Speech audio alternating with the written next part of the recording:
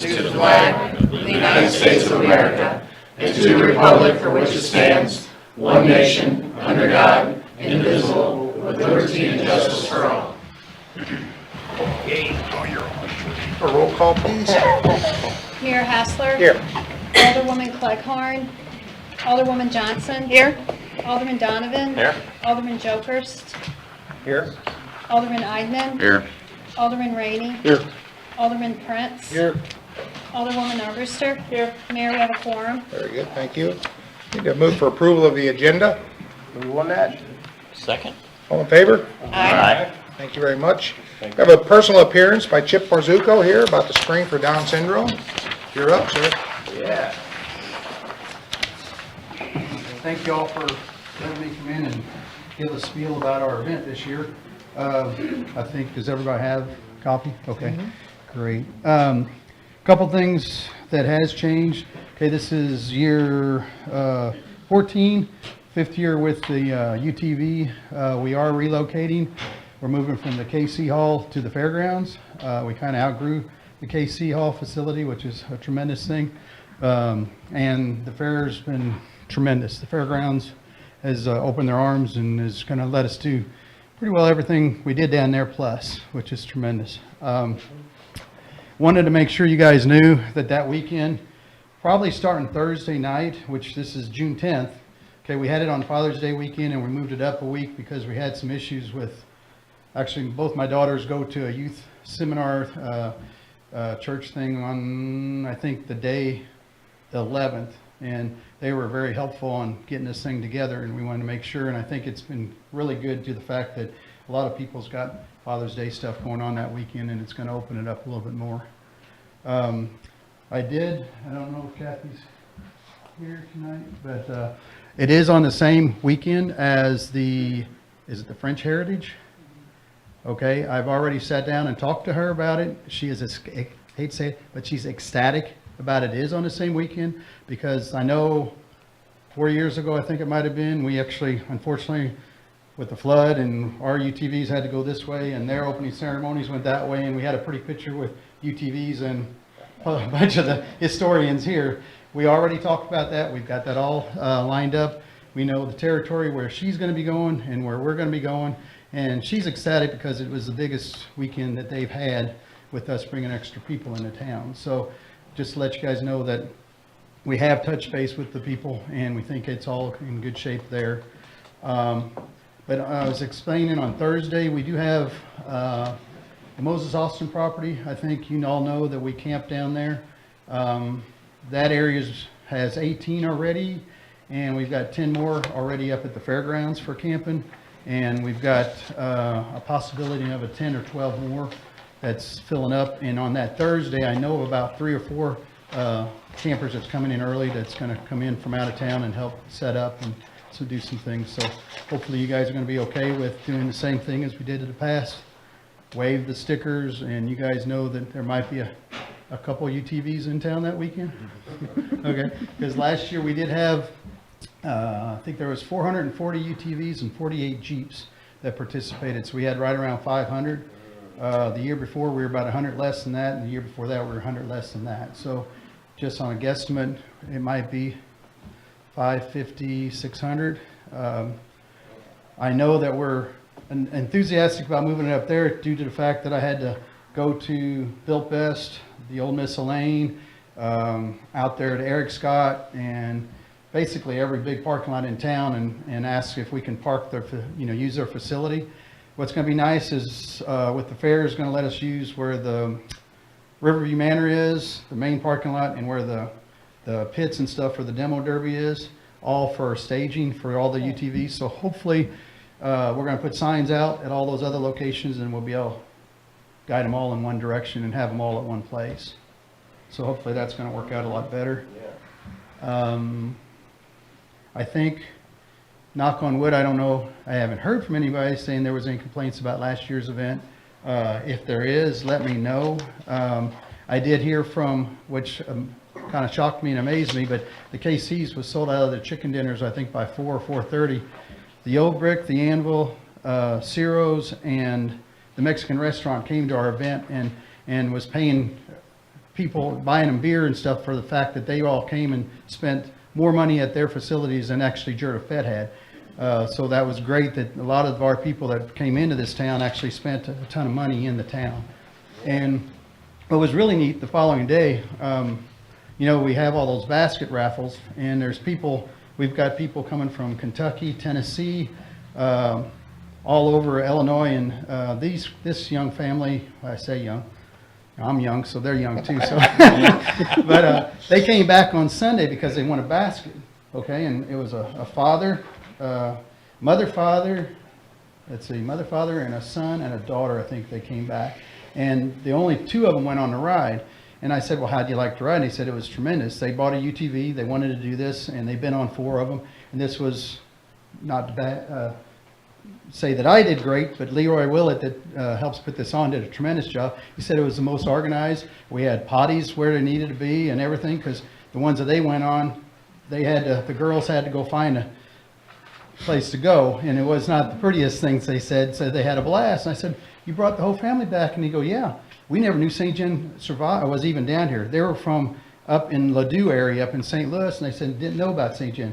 Seen it, came back down and spent the day Sunday and spent more money here. So it seems odd, UTVs in a historic town, but I think we're getting the word out and we're bringing more and more people to St. John. So thank you guys for letting us do this, because I know it's kind of scary the first year and maybe the second year, maybe third year. So hopefully it's all going to go as good as it has been, but please forewarn, if you guys could forewarn the town, and we've been promoting it and telling everybody, that weekend is going to be a handful of UTVs around town. Okay. I'm trying to think if there's anything major. We are looking for local food trucks, if you know of anybody, because the KC's is not going to be doing their chicken dinner that day. They are going to do pork burgers and stuff up there, but we want to have a handful of food trucks. I've got a couple of them, but I don't know of very many in St. John. If you do know of any, that is, we'd like to promote them before we head out to Farmington and Park Hills area, which has a ton of them. We are having a concert that night. We actually have 2 bands, and one of them's a band from St. Louis that, if you're as young as I am, you might remember them as being Boyfriend. Boyfriend's a band that has numerous records and stuff. They play one time a year up in St. Louis, and they sell out their venue every year. They're going to be playing up there that night then too, along with Southern Gypsy, which should be really good too. Trying to think. We, like I said, we are going to have camping up at the fairgrounds that weekend too. We are going towards the winery. Charlottesville Winery is joined forces with us this year, so that's going to be our farthest point.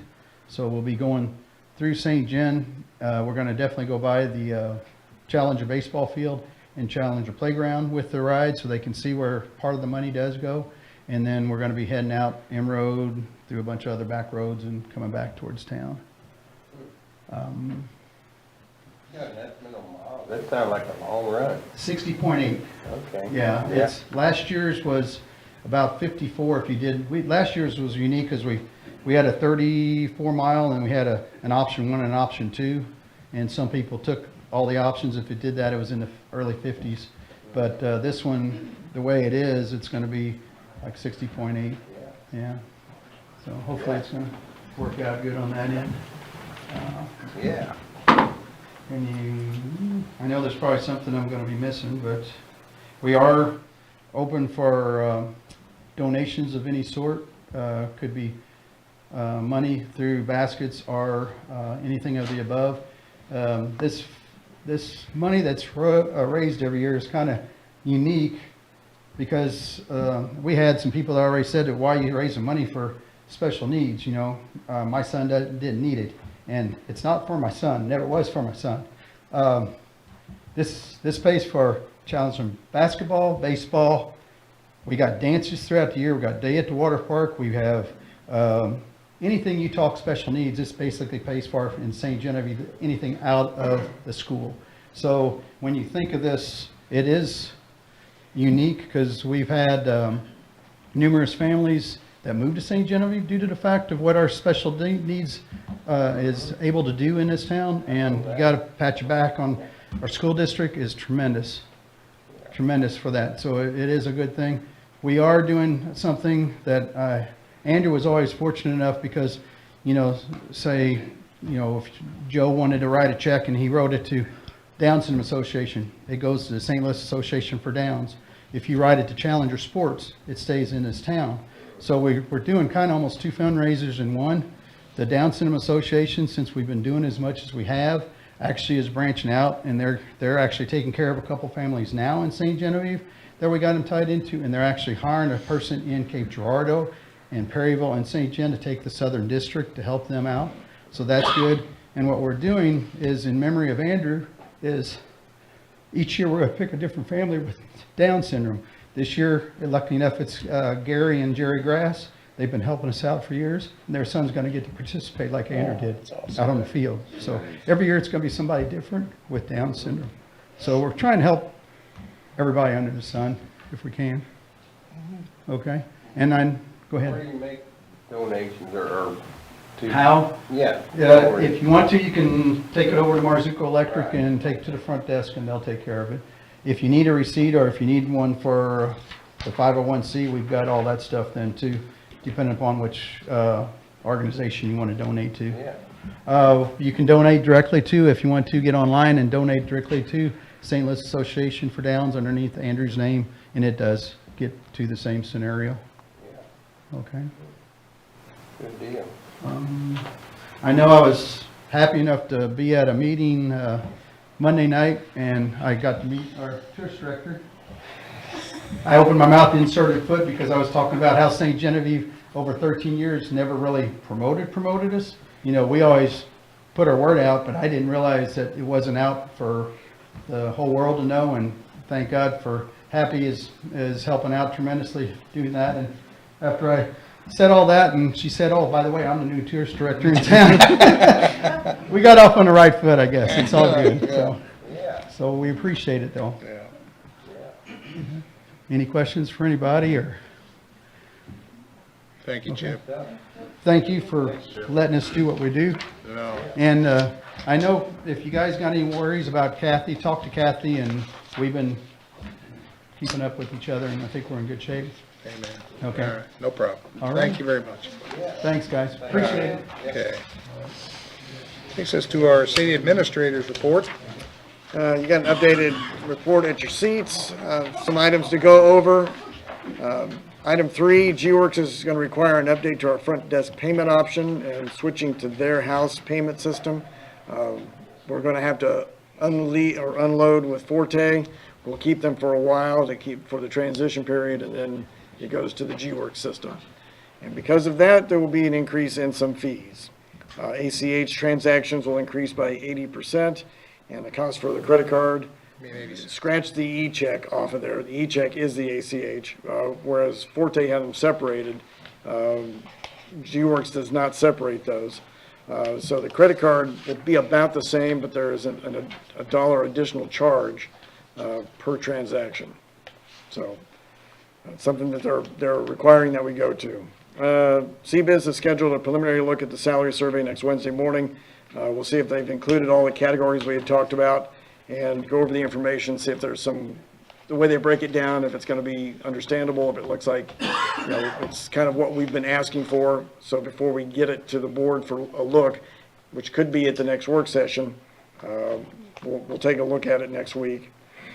And then item 6, CE plans on starting Monday on Claymont, do the concrete replacement.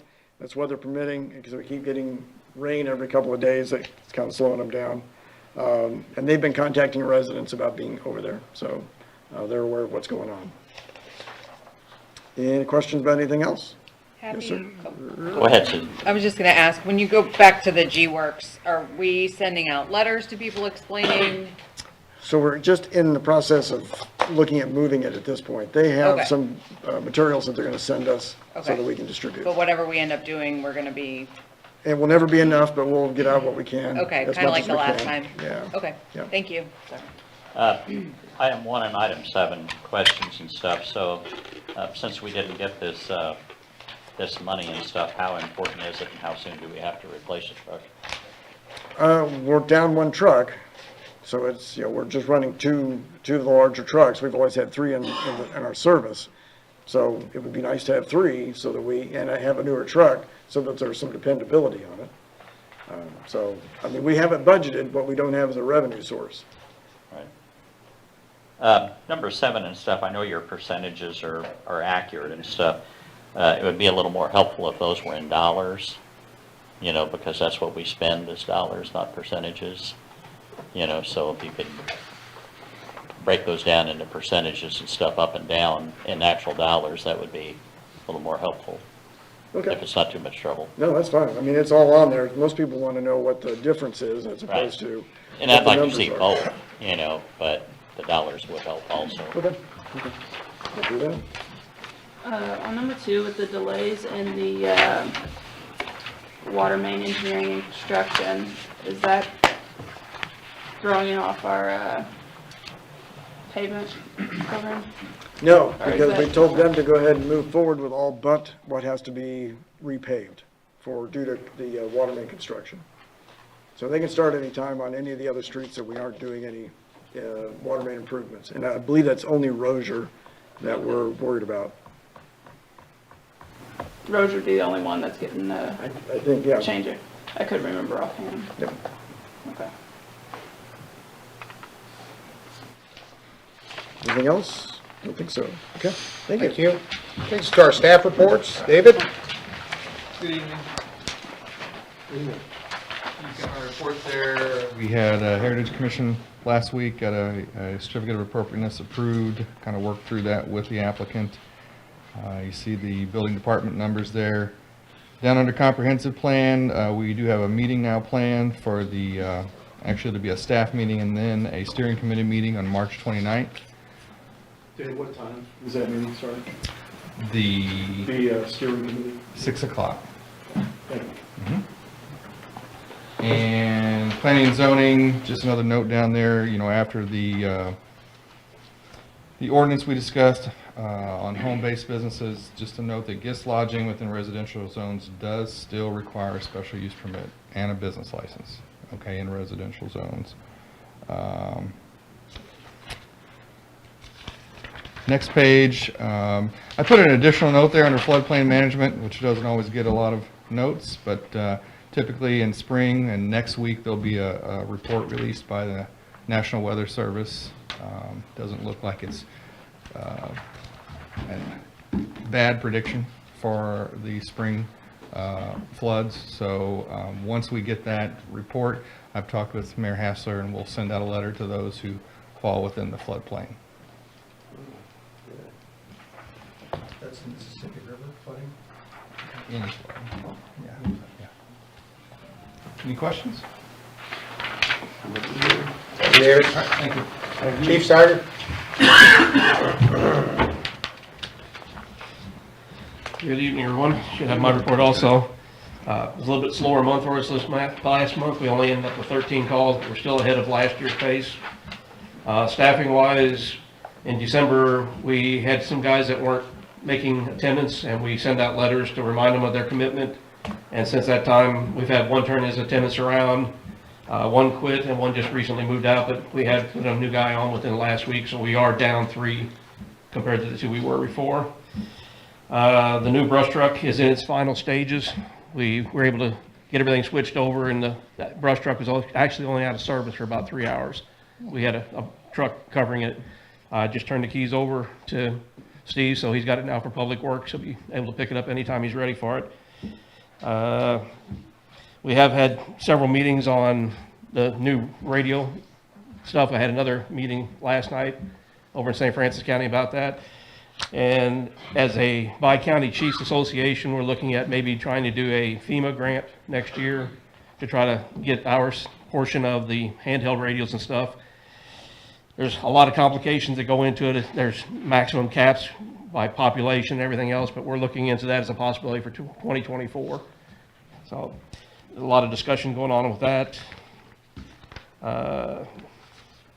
Did find out Monday that the ARP grant that we applied for the fire department was successful. So the mayor signed the paperwork. I'll be forwarding that to the state, and hopefully in the next few weeks, we'll be able to start working on getting that accomplished too. And I've heard that the 2022 radio grant that I got for $43,000, we should be within a couple of weeks of being able to start ordering those radios. The 2021s have been installed and they've been functional for the last 2 months. A lot going on, and I put in here the miscellaneous. We did have our award supper, and I'd like to publicly acknowledge the fact that Felix Meyer was given a 40-year service pin, and Mick Schwint was given 50 years. And I did talk to his wife, and he would be able to attend our next board meeting if the city would like to do something. Mick would. I'd be open to any questions. What are the handheld radios, what do they go for now? They're pretty expensive, isn't it? The ones that, the one that I carry actually right now is issued to me from the Emergency Management Agency. It's the same radio that I carry at my full-time job, and they're about $6,000 a piece. The portable mobile radios that we just purchased and will be purchasing run about $6,200. We'll have the mobile spot, but we'll have to get some handhelds. They did some numbers. Part of the spreadsheet that we talked about in St. Francis County last night was we're probably going to have to do like a dual grant, because St. Francis County alone will cap out at the $1 million for the AFG on their side. So it'll probably be the same grant writer doing both grants for St. Genevieve and St. Francis County, and then looking at how many radios we can get will actually depend on the population and the cap on it. There would be, if we proceed, potentially a $700 grant writer's fee to be included in this, but there's also some talk that St. Francis County Dispatch may be able to cover that grant writer fee for us. They're looking into that, and they think that they'll be able to handle it for us, but potentially there could be a $700 fee that we would be able to cover out of rural fire fund if we need to. But All right. any other questions? Okay, thank you. Thank you, Chief. Thank you. Tanner Lynn? Good evening. Good evening. I wanted to piggyback on what Chip said and say that, anytime you want to say something about, share comments and candid feedback, I'm open to it. But I thought that was classic. So very briefly this month, I'm just going to ratchet through some of this. We had the USA Today Reader's Choice Award, which we are going to leverage, to the nth. We have Living in St. John House Tour, that's March 18th. The Spring Muster on the 25th, Shop Hop on the 25th, and then the Winter Concert Series is wrapping up at the end of the month, and then we have the Art Walk, which is March 24th. The upcoming events, as mentioned before, we have the Classic Gravel, and the news on this is, the race starts at 8 a.m. Registration is now open.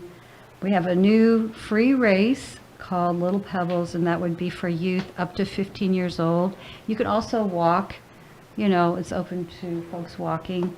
And a special thank you to Microtel, Sabrina. She's donating 2 rooms to the riders.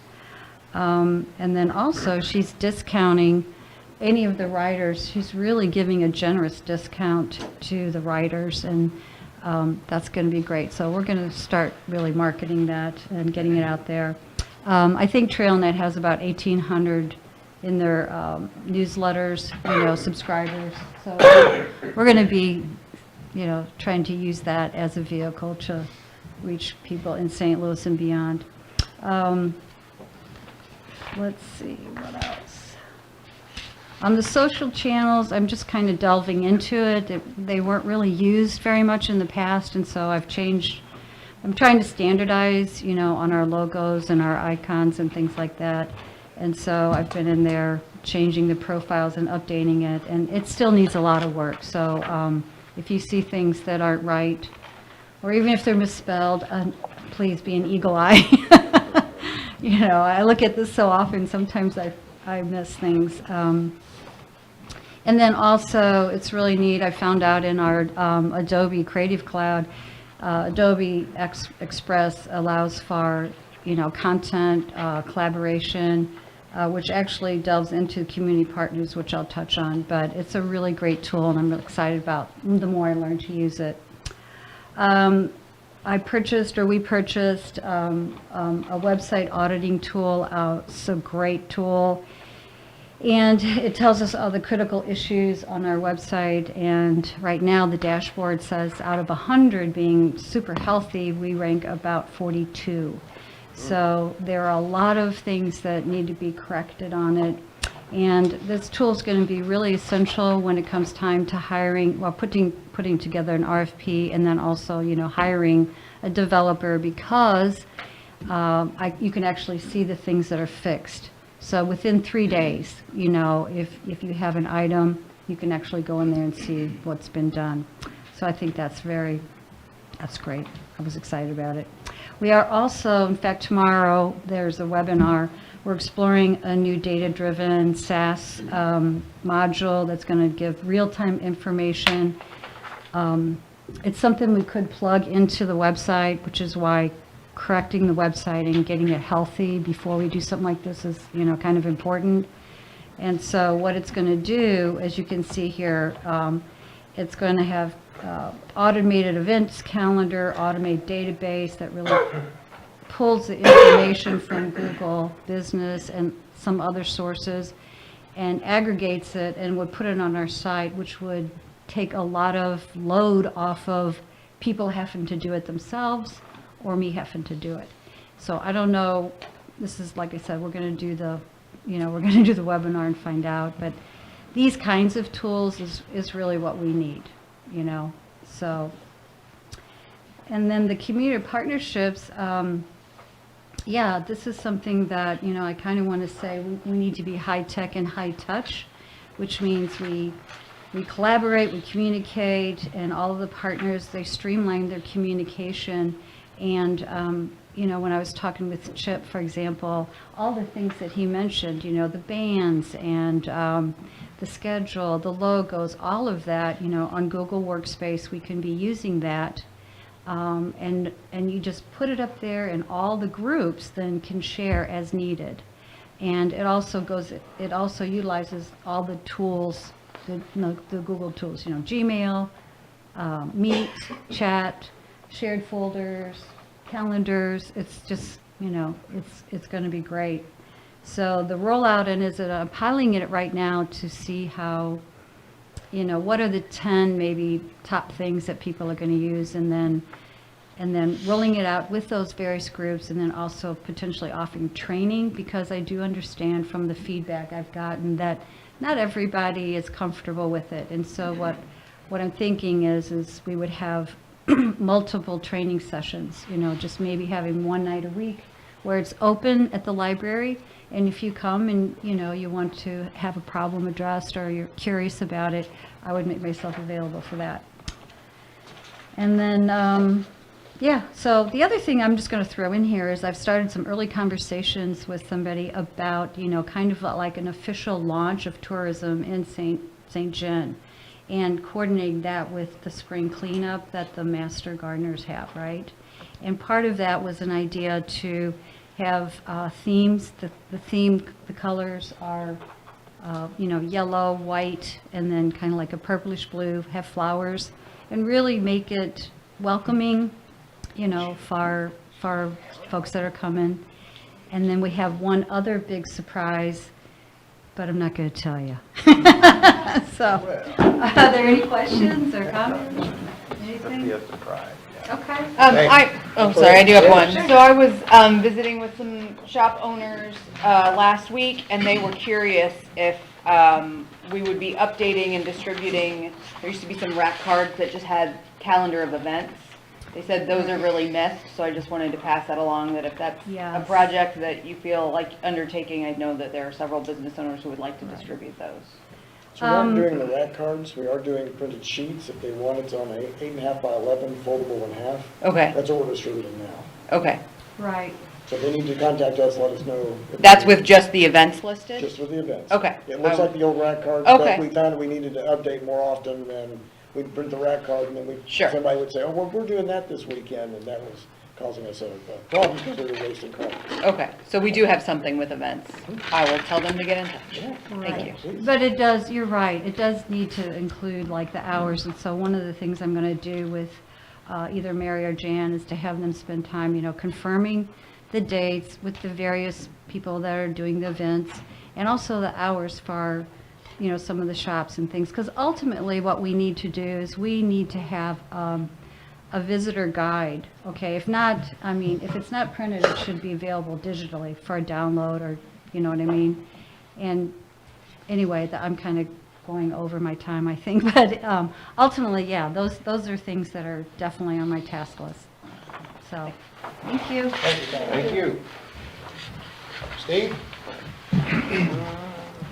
Evening, everyone. Evening. Everybody has my report. A couple highlights that I want to touch on that may or may not be in the report. Met with Cochran Engineering concerning the upcoming water line project. Walked all the streets. Gave them a really good idea of what's going on there. Same thing with the stormwater. We looked at the creeks, storm drains, inlets. We'll hear more about that tonight, I believe. So, progress on the electrical project at the water plant. Building, as everybody knows, the building's complete. We're still waiting on materials that still do not have delivery dates. So, one being the main piece is the generator transfer switch, which brings all the power into the building. So, another update, the vac truck that we ordered in October for the sewer department was originally slated to be delivered in June. At the beginning of the year, it was pushed back to August, and as of this week, I've got an update of January of '24. So, there's our update on our truck. On a good note, the mowers that we purchased for the park and the water department have been delivered to Fleegs and are ready for pickup. So, Yeah. any questions? Grass is growing. Won't be long. Thanks, Steve. Thank you. Thank you. Are there any committee reports? Are there any public comments? No public comments? All right. At 6:32, we'll have a public hearing. The mayor and the board of the city of St. Genevieve will hold a public hearing to consider a request from Michael Monia Jr. for a special use permit to allow guest lodging at 12 North 5th Street in an R2 general residential district. So we received an application from Morley Properties February 9th, along with filing fee. Notice of the meeting was mailed to the applicants on February 13th, also mailed to the adjoining property owners. Application copies were sent to police and fire departments February 23rd. Responses returned the 23rd and 24th. Meeting notice sent to media on the 13th of February and published in the paper the week of 22nd of February. Planning and zoning held a meeting March 3rd, last week, voted 701 to approve recommendation to the board to approve the special use permit. And tonight, we are meeting for that purpose.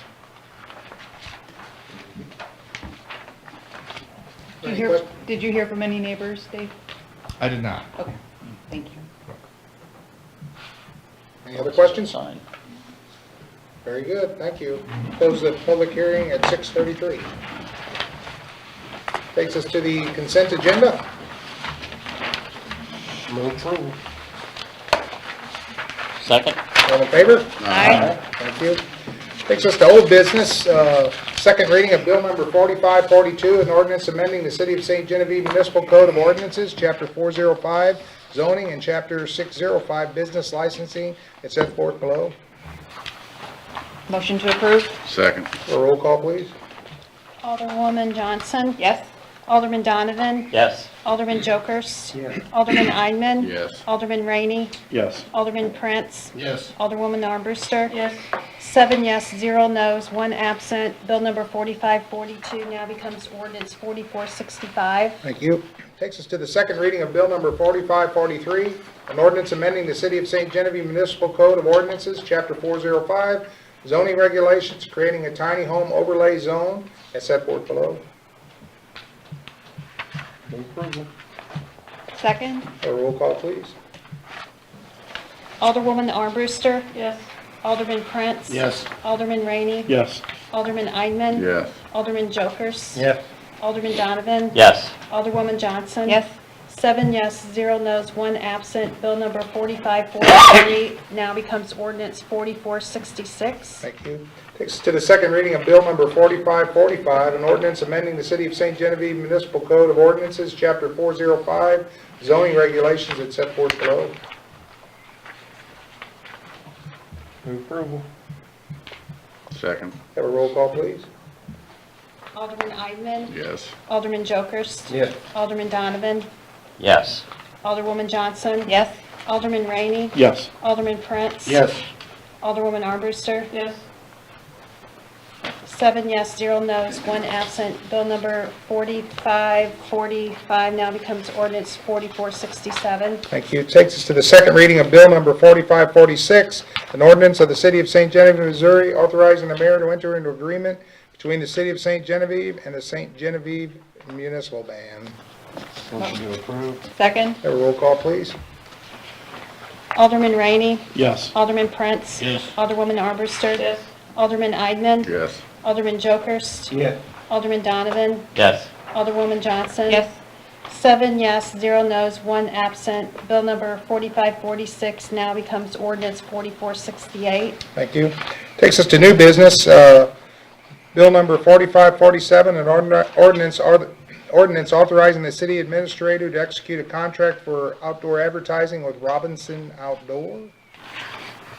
We also need to make an amendment to this, is that in section 1, scratch the tourism director and replace that with city administrator, that authorizes the contract. Okay. Motion to approve with the amendment? Second. All in favor? Aye. Aye. Motion for second reading? Second that. All in favor? Aye. Thank you. This is to the second reading of Bill number 4547, an ordinance authorizing the city administrator to execute a contract for outdoor advertising with Robinson Outdoor. Move approval. Second. For a roll call, please. Alderman Donovan? Yes. Alderwoman Johnson? Yes. Alderman Jokers? Yes. Alderman Eidman? Yes. Alderman Rainey? Yes. Alderman Prince? Yes. Alderwoman Armbruster? Yes. 7 yes, 0 no's, 1 absent. Bill number 4547 now becomes ordinance 4469. Thank you. Takes us to Bill number 4548, an ordinance of the City of St. Genevieve, Missouri, amending the personnel manual as set forth below. I had one question about that. When I look at the narrative in there regarding introductory periods, it's paragraph B, section 2. It talks about, it just seems ambiguous. It talks about any significant absence will automatically extend, and it goes on, the sentence does. I was wondering, did anybody think we should define that period? Like, should that be a set number of days? No, No. because you want to leave it off, the option open, depending upon the situation. If you set a certain amount of days and you're stuck with that, it could be a situation that you want a little flexibility on. Okay, that makes sense. As a department head or, as a city administrator. Okay. With that being said, I'll move for approval on Bill 4548. Do we have a first and a second? Well, that was me Okay. first. You're moving for- Yeah, okay. yeah, yes, sir. Have a Motion second. for a second reading of bill number 45. I have a second on the, I did. Joe said the second. Yeah. All in favor? Oh, you did? Aye. Aye. Now you can do Now that. you can do that. Motion for a second reading of bill number 4548. And I'll second that. All in favor? Aye. Thank you. Second reading of Bill number 4548, an ordinance of the City of St. Genevieve, Missouri, amending the personnel manual as set forth below. Motion to approve. Second. A roll call, please. Alderman Prince? Yes. Alderwoman Armbruster? Yes. Alderman Eidman? Yes. Alderman Rainey? Yes. Alderman Jokers? Yes. Alderwoman Johnson? Yes. Alderman Donovan? Yes. 7 yes, 0 no's, 1 absent. Bill number 4548 now becomes ordinance 4470. Thank you. Takes Bill number 4549, an ordinance of the City of St. Genevieve authorizing the mayor to enter into an agreement with Jokers Incorporated for the 2023 paving program project in the amount of $278,614.92. Paul, I have a question on that. Yes, sir. The last time there was an issue with bonding that got brought up with this particular contractor, has that been satisfied? I mean, what we've seen, we have not received the bonding yet for the pavement, or the improvement, but for the bonding for the bid, yes, it was fine. We double checked it, because it Okay. was an issue last time. Okay, motion to approve? Second. All in favor? Aye. Motion for second reading. Second? All in favor? Aye. It takes us to the second reading of bill number 4549, an ordinance of the city of St. Genevieve authorizing the mayor to enter into agreement with Jokers Incorporated for the 2023 paving program project in the amount of $278,614.92. Motion to approve? Second. Roll call, please. Alderman Donovan. Yes. Alderwoman Johnson. Yes. Alderman Jokers. Yes. Alderman Rainey. Yes. Alderman Eidman. Yes. Alderwoman Armbruster. Yes. Alderman Prince. Yes. 7 yes, 0 no's, 1 absent. Bill number 4549 now becomes ordinance 4471. Thank you. Takes us to bill number 4550, an ordinance approving a special use permit for Morley's Properties LLC that will allow guest lodging at 12 North 5th Street. Second? All in favor? Aye. Motion for second reading? Second? All in favor? Aye. Thank you. Takes us to second reading of bill number 4550, an ordinance approving a special use permit for Morley Properties LLC that will allow guest lodging at 12 North 5th Street. Motion to approve. Second? A roll call, please. Alderwoman Armbruster. Yes. Alderman Prince. Yes. Alderman Rainey. Yes. Alderman Eidman. Yes. Alderman Jokers. Yes. Alderman Donovan. Yes. Alderwoman Johnson. Yes. 7 yes, 0 no's, 1 absent. Bill number 4550 now becomes ordinance 4472. Is there any other business? With that, this meeting will be adjourned. We'll travel right into the work session. I'm going to call it to order, and I need approval of the agenda. Move approval. Second. All in favor? Aye. There you go, Abby. Thank you, Mayor. Happy. So, you have a packet of information in front of you about public comments. We've had some questions about adding some language. Either we adopt it in the code or we put it, just add it to the language in the agenda, but don't want to do anything without the board approval. But the first thing that came up was, can we put something in under public comments that says, in the ordinances, it says 5 minutes. You're not held to that, but you should keep your comments at 5 minutes. But that we also should put on there, notify individuals, or you will be notified later if there is a city issue. You will not have a response at the meeting. I'll talk to our attorney to get that language better and actually in English. But what the idea is that just so that we have it on the agenda, just to say, no, we're not going to, you're not going to have a response from the board at that time, but that we will get back later if it's a city issue that we can have time to look up and get a response to. If there was anything else that you were wanting to limit on topics in that, or if you wanted to require, notification the day of, or if you wanted for those that wanted to get up and give some information or do public comment, you want them to fill out some paperwork. We have some examples that were included in this, just as possibilities that some of the other cities are using. Some are requiring that you fill it out the day before. Others, we just do it, come in, give your comments. Mayor kind of regulates that, you have to address it to the board, give you enough time to get your point across, and then moving on to the next person. So I didn't know if there was anything else that you wanted us to look at. Mark is here to answer any other questions that you might have about that segment of our agenda. So sorry, just now getting this, so I'd honestly like some time to review it before we make decisions, but this second page is what the MML recommends, is that correct? Yeah. Okay. And then I just wanted to add to that, I worry about adding a complexity to that would discourage people. I would hope it remains a simple process. I mean, we're I agree. not the Supreme Court or anything like that. You know, Well, just and let I people think come it's- in. And- I mean, the 3 years that I've been here, there's not really been a big issue on No. the time allotted at the stand. I mean, you know, I know it's different at school board meetings when they have a hot topic and they've got, 20 people wanting to speak.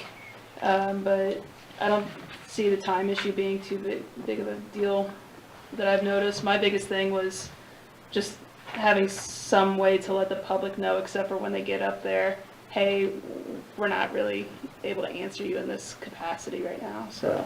Yeah, it's an education issue. Because it just sometimes makes me feel dumb. It's like, I can't tell you. So, Can't tell you, you can't respond to Yeah, a question. yeah. Right. Do you want Can't to, do you tell want it's not to really codify it, or you want to just put something on? Most of the stuff that we add after the agenda, because the agenda actually is, there is the ordinance form that I included with your packet. We usually add everything else on at the end, but we can codify it and put it on there as part of the, what we have in the ordinance as to what the agenda looks like. I think if we have a narrative on the agenda that sets the expectation, I mean, to put it in the code is not necessary, I don't think, but. Right. Well, I mean, looking back to the last one, the city of Cape Girardeau, where they're limiting to 3 minutes and a total of 15 minutes, I mean, that's going to discourage people from, having a fair amount of time. I mean,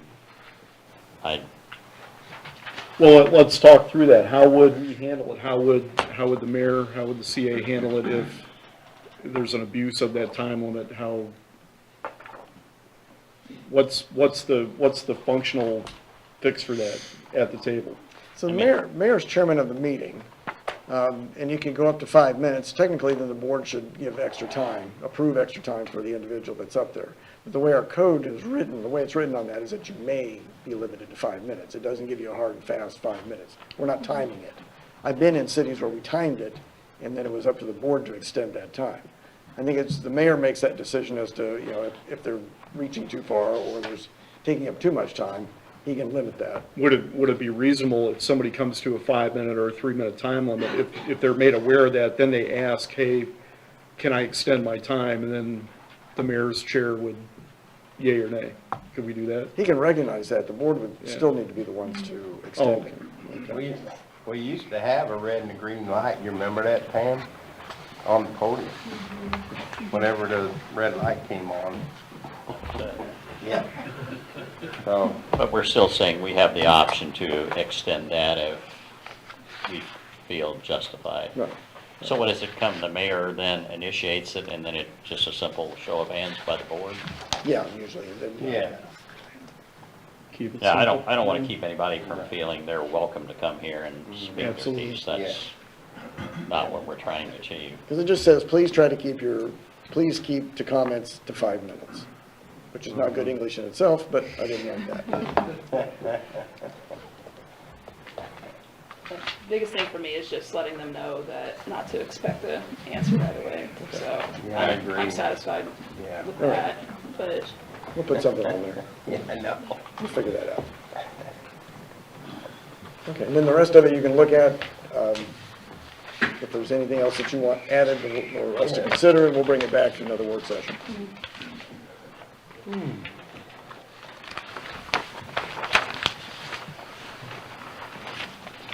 Wow. All right, item 2 is talking about stormwater. And we have Cochran here. So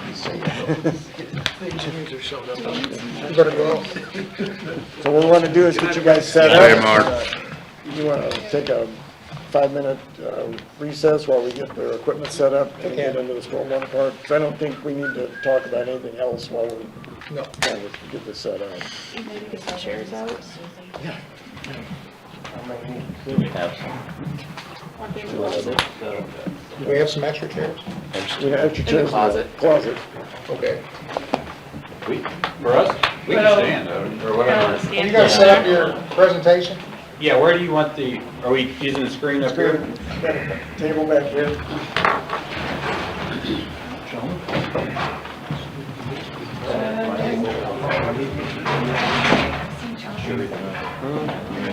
They're doing a good job.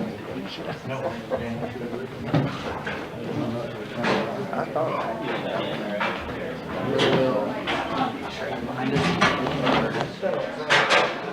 Well, I was trying to figure out what kind of.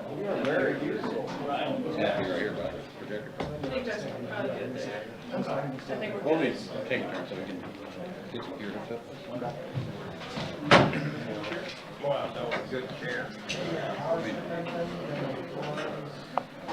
Now, our seats up front, you can't see back there. Yeah. Like church, they want to sit in the back.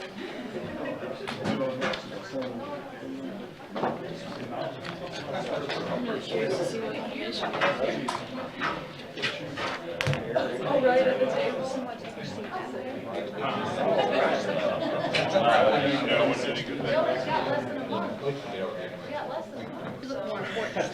That's right. Makes the mayor nervous. Does, I was wondering what's going on over here. Got a chair? Here, you can sit in Mark's chair. Can I take that roll too? No. I don't know. Yeah, oh, yeah. Yeah. Oh, you need to know. That's right.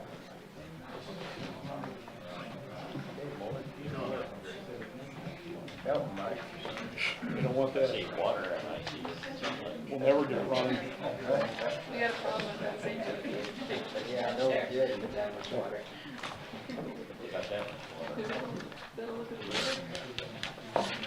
Pam got the plate. And some of the downpour, some of the downpour look like that. Right.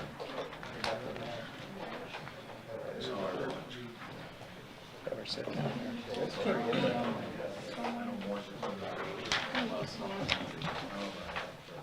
in my neighborhood.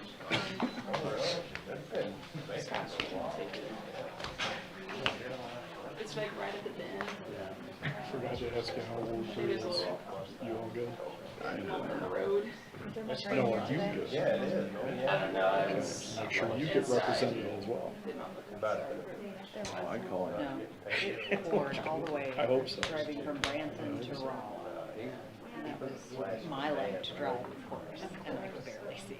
Pam, do your parents, their property, do they have stormwater issues from the road? Because I know their neighbors a couple houses down too. They're right at the bend. And I wouldn't think they would. 'Cause Back they're a little alongside side their garage. garage, but that's probably their own.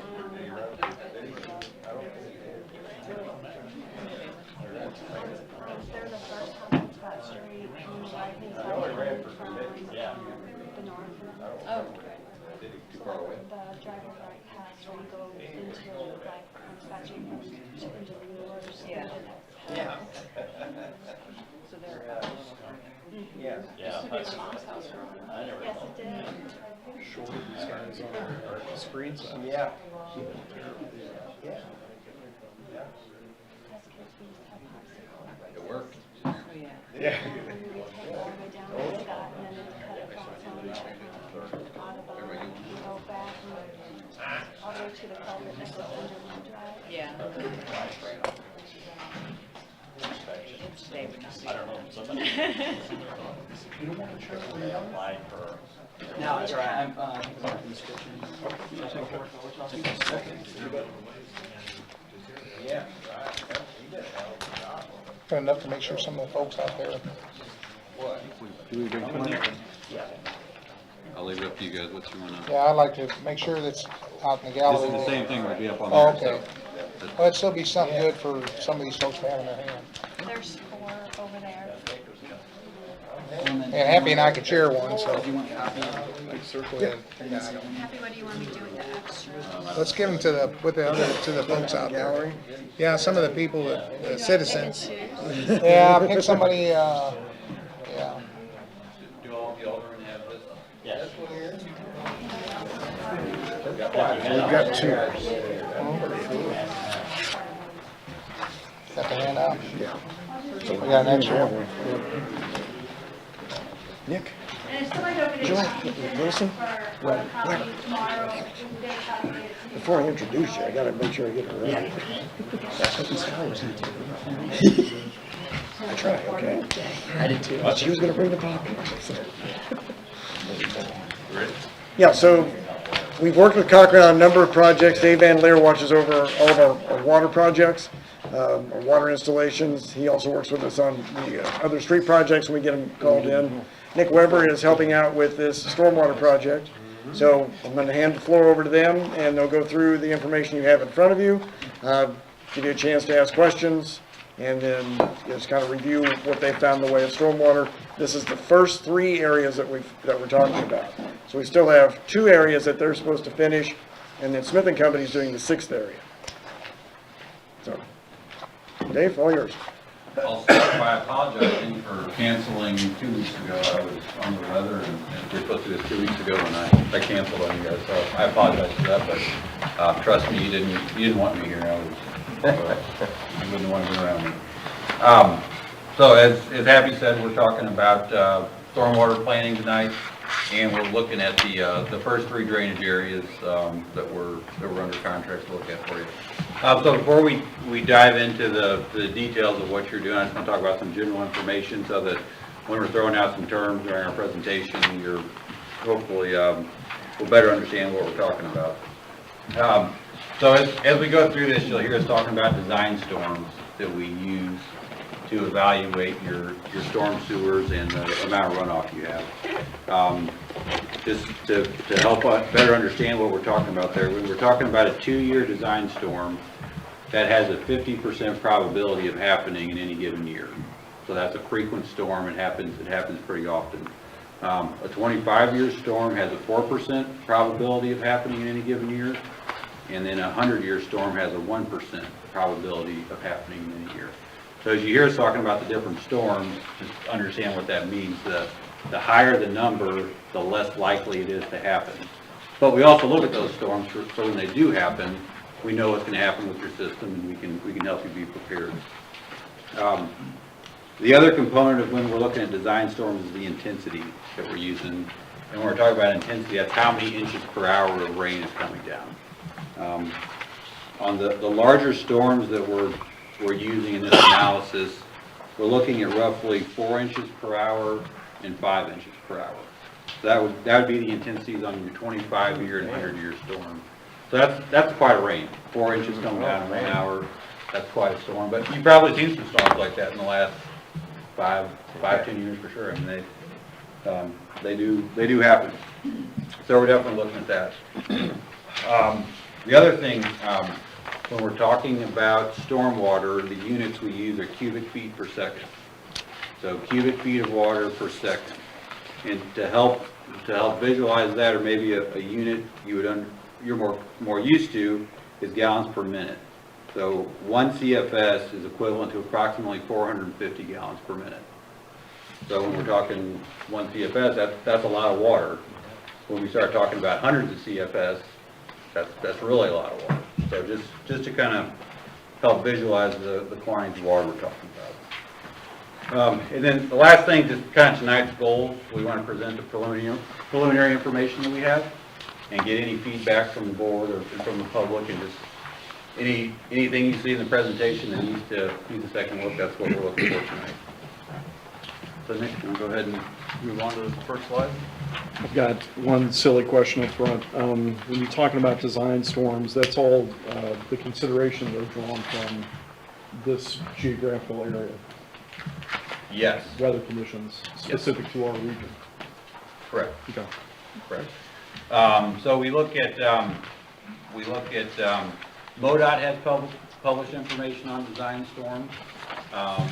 MSD, St. Louis's stormwater agency, has published information, and then there's just other agencies that have design storm information also, okay. and we use all that information.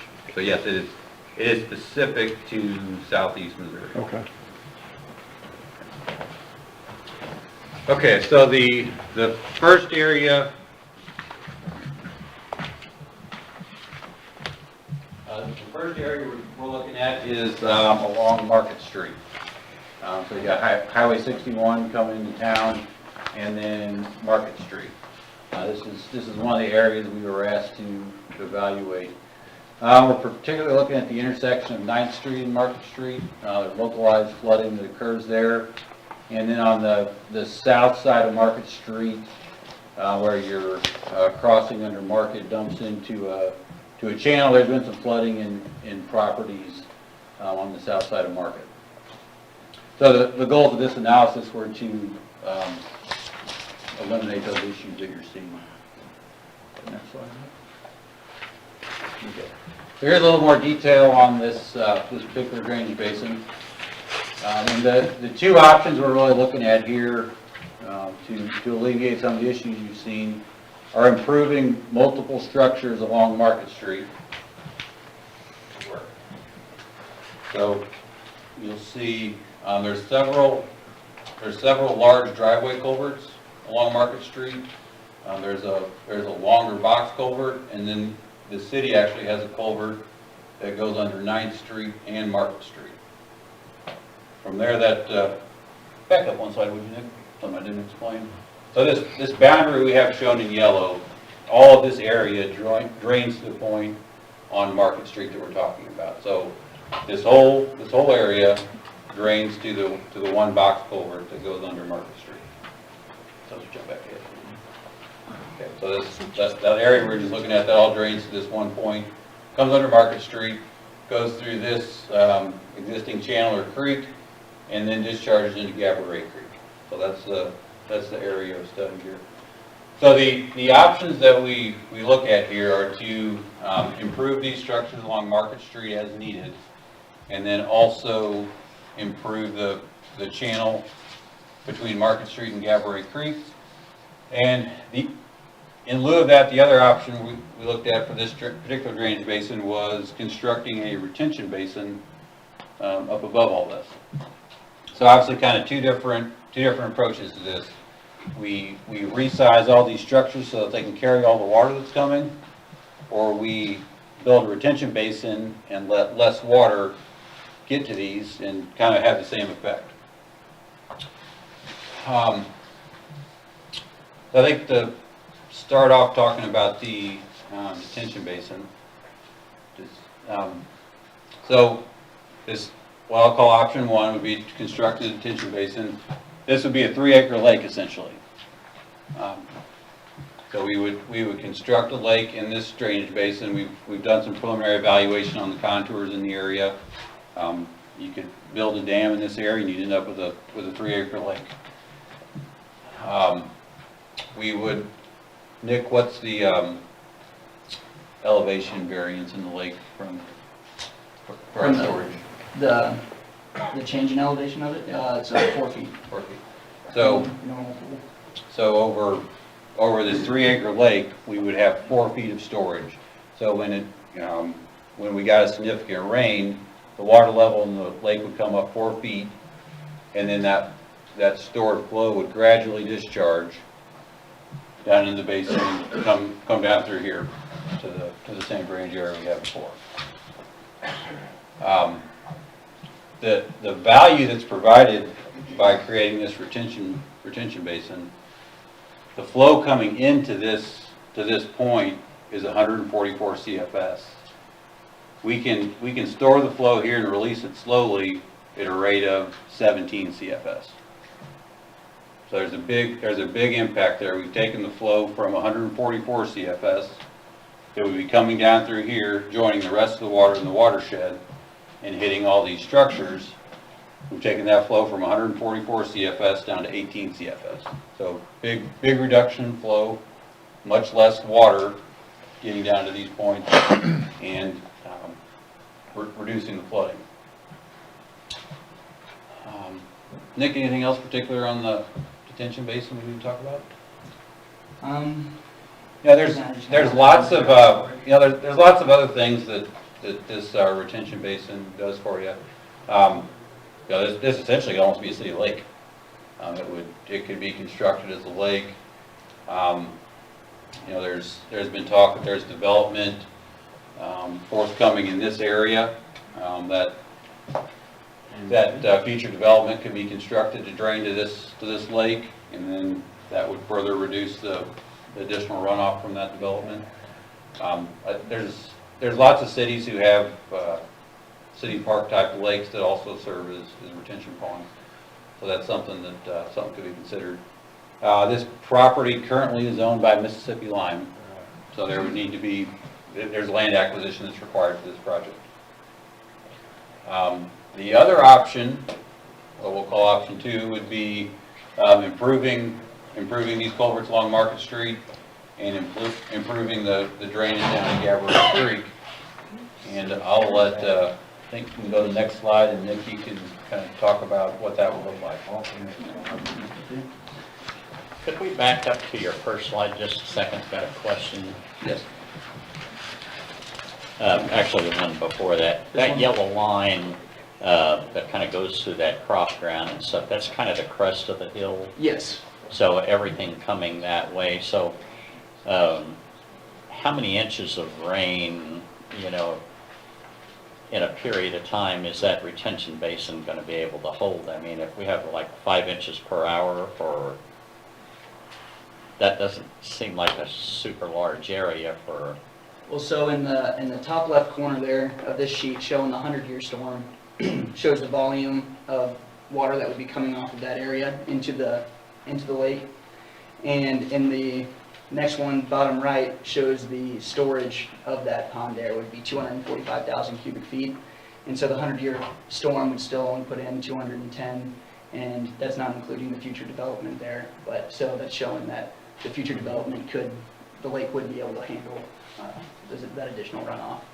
No, but back to my question, how many inches of rain over that area? So the Over how 100-year storm is about 5 inches per hour. 5 inches, okay. Yeah, oh yeah, sorry about that. So you're saying there would be about 4 feet of water inside there when it's full?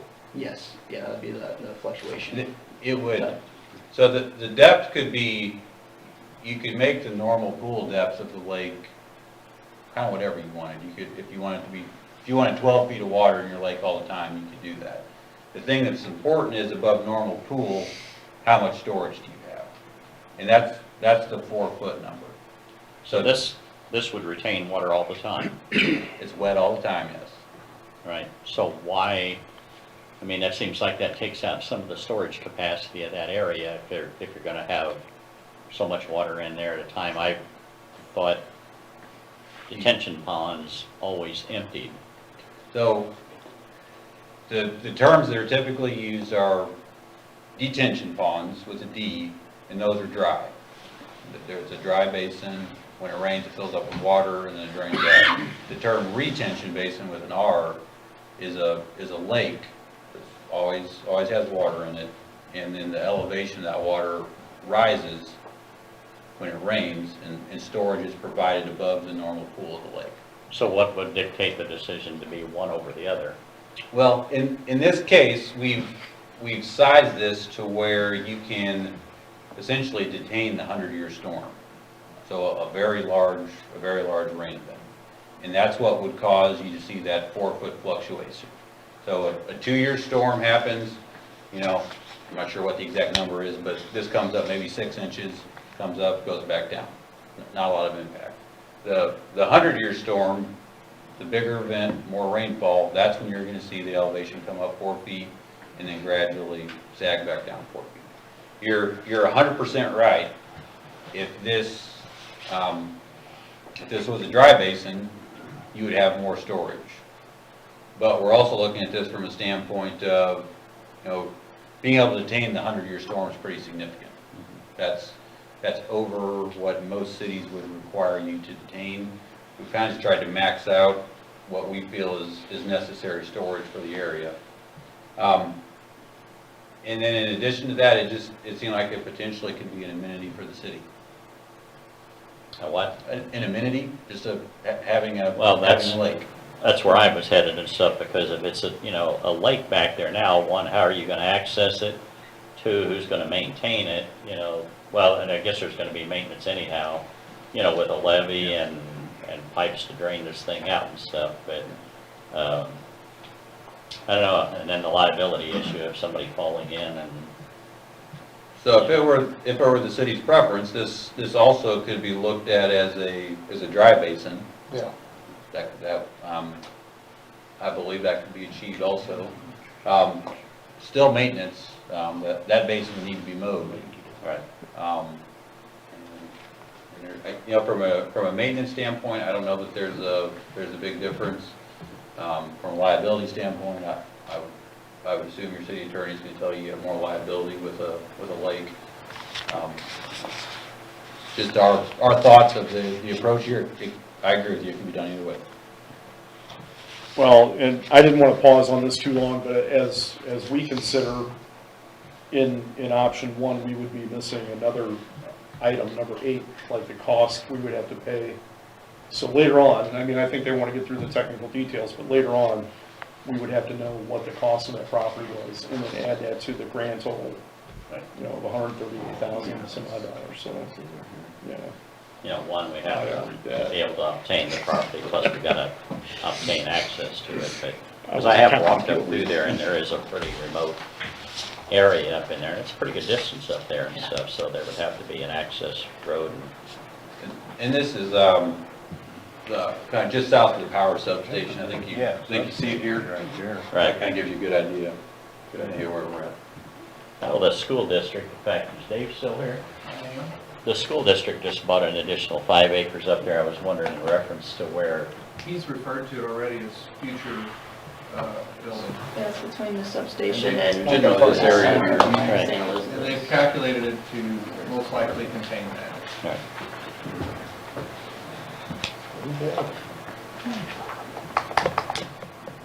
Any other questions specific to the retention basin? Does by retaining the water, does that have any benefits downstream on Creek, Yellow Creek, further down? Yeah, so. Water flow? So the water flow would be decreased, all the way as you go downstream. So on down through here and then down Gabourey Creek, all the way to the river. On the 100-year storm, what this retention basin does is it reduces the flow at this point in the drainage basin from 144 CFS to 17 CFS. So just in round numbers, roughly 120 CFS less. So at every point coming downstream from there, there's 120 CFS less running through this creek, and on down the line. The thing you see is the farther you get downstream, the more drainage area you have contributing to Gabourey Creek, and the less impact detaining 120 CFS has. So at this point right here, 120 CFS is a large percentage. As you work downstream, 120 CFS becomes a smaller percentage. And obviously, once you're out to the Mississippi River, 120 CFS isn't even noticeable. Yeah. So so this, the retention basin option provides benefit, all the way downstream along through Gabourey Creek. That's the best route, because that eliminates the problem downstream. You lessen the water flow through town with that retention up there. Retention pond is the way to go to fix our problem that's coming down Market Street. Well, and that's what, the next few slides will go into a little more detail on each individual. Yeah, okay. But you're also stating that this is in lieu of replacing these culverts that you're about to talk about. Yes. Not in combination, but in lieu of. Now the one disclaimer I'm going to give you there is I think there is a condition issue with the culvert under Market Street. So regardless of flow capacity, that may be in an upcoming budget for repair. But that would be kind of looked at independently of its capacity, more just on its age and condition. That probably can't be repaired, that's a replacement to a larger size. Right? Steve, is the culvert under Market Street, is that a potential repair, or you think we're replacing the whole thing? I think there's the potential for repair. It's mostly just on one side that we're having an issue. Have Ron in the back there. That retention basin would have no effect on the amount of water that is coming down next to the railroad track, correct? Because we're getting a lot more water over the past few years coming riding right down the railroad track. If you, and then it dumps into that ravine, It'd be a and then it gets into Gabourey Creek. So that water has increased a lot that is traveling down to it. Have you guys even looked at that or not? No, that really wasn't part of the study area we were looking at, and no, this, It doesn't fall in that yellow line, I guess. the retention basin would not provide any benefit to this area or upstream of Gabourey Creek prior to where these two creeks come together. So any commercial businesses that are up there that I have not seen that they should be putting in their own retention basins, especially with asphalt and everything, has that been looked at all? I'm sorry, could you repeat that? The commercial businesses that are up above there, that's next to the railroad track, asphalt, where's that gonna go? It's gonna go right over there, but shouldn't they be having some type of their own retention basin to kind of slow that water down? I think we'll want to, so like I said, this area really just wasn't included as part of the analysis that we were doing. Okay. I think we need to get with city staff and try to understand how to approach that. Because what we're getting two large amounts of water and funneling down into one little area. I know you're attacking the one, but then we still got the other one that's trying to get into the creek. I'm just saying, it's just something to look at. Rod? Is there any cost, whether it's a detention or retention, I know the cost that you're presenting here represents the retention. If it's decided that it's detention, does the cost change?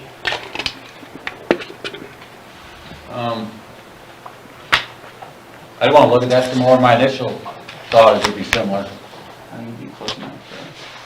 Yeah, the negative, I live downstream from where the pond would, the retention basin would be. A potential negative, having the lake within city limits like that, there's a dam there. And there's got to be a dam there, whether it's retention or detention. But if it's a lake and dam breaks, all hell cuts loose coming down through there at that point. I've seen that happen before, so.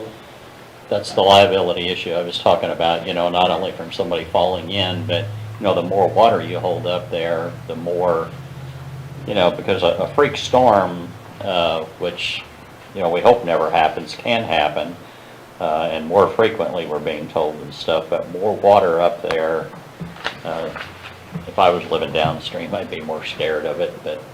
Yeah, not being disrespectful of your presentation. Right. It's good, and I understand the potential benefits of the lake. I get that. It's just a comment to go with it. Thank you. Yeah, I think that's kind of a mentality decision. If the city doesn't see any benefit to having let's call it a city lake, then there's probably really no benefit to looking at this as a wet basin as opposed to a dry basin. Thank you. With a retention system, what kind of wildlife, do you get reeds and grasses and ducks, and it becomes the wildlife refuge in a way? I'm just thinking of the ecology standpoint. That all just depends how the city maintained it. Certainly could be.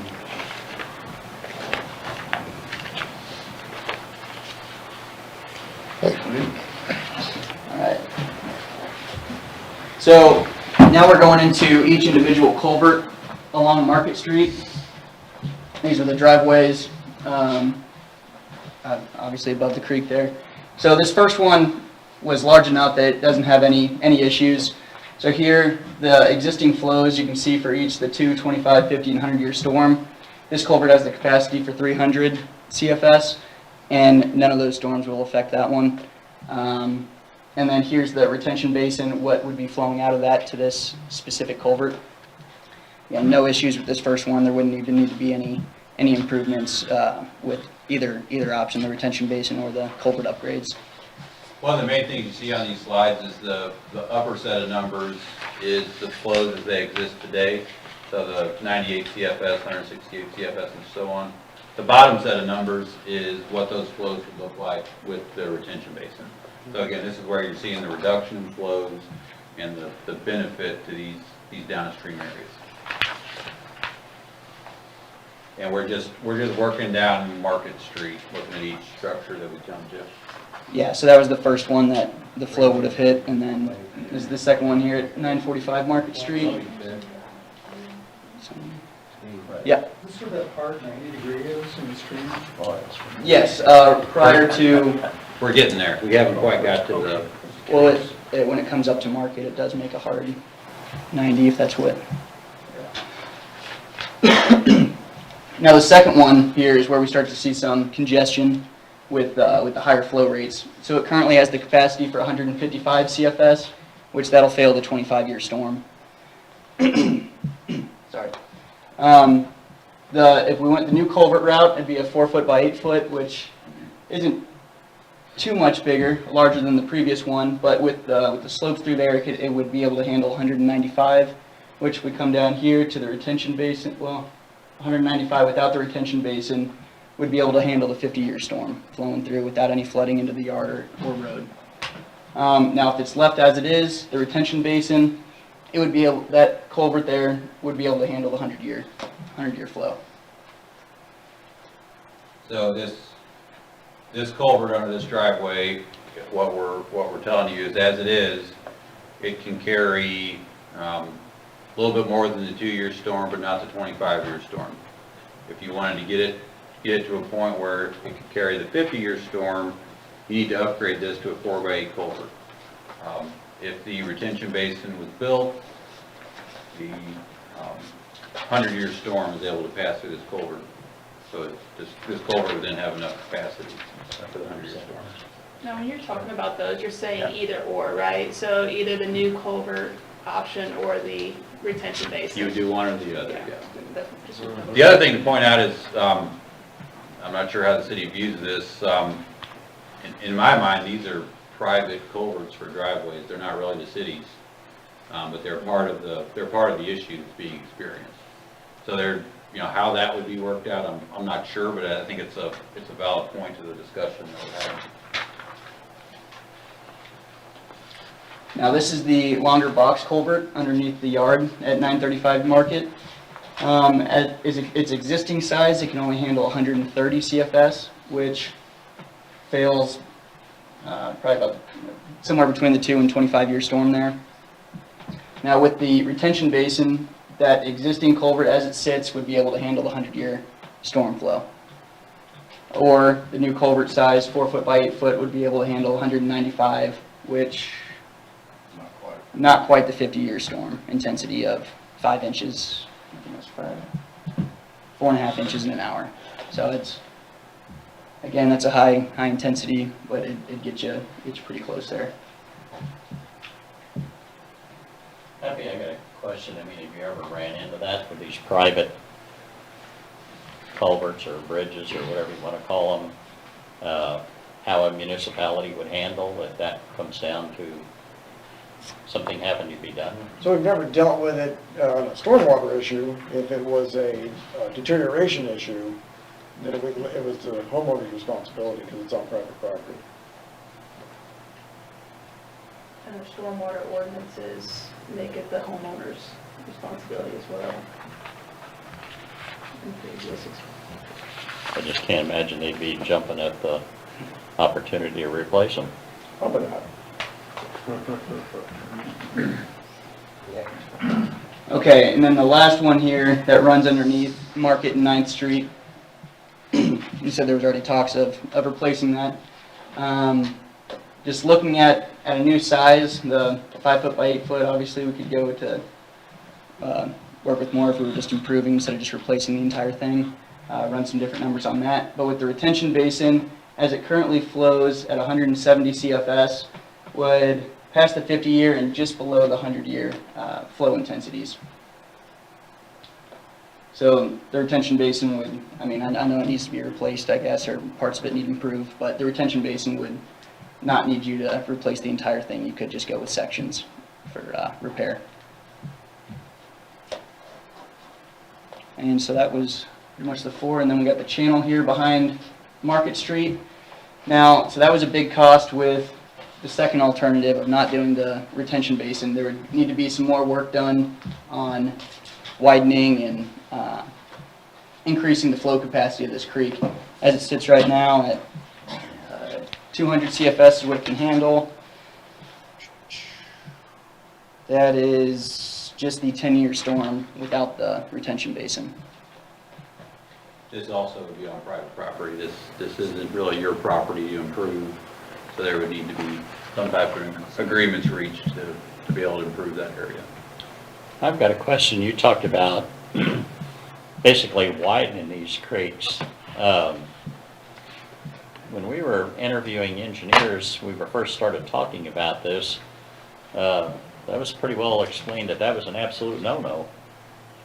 It would require, so we would have to determine if the Corps of Engineers would claim jurisdiction over this waterway. It's obviously been improved at some point. It appears it's been made a little more regular. It's been probably dug out in line with riprap. It would have to be, it would take Corps approval to do that. Right.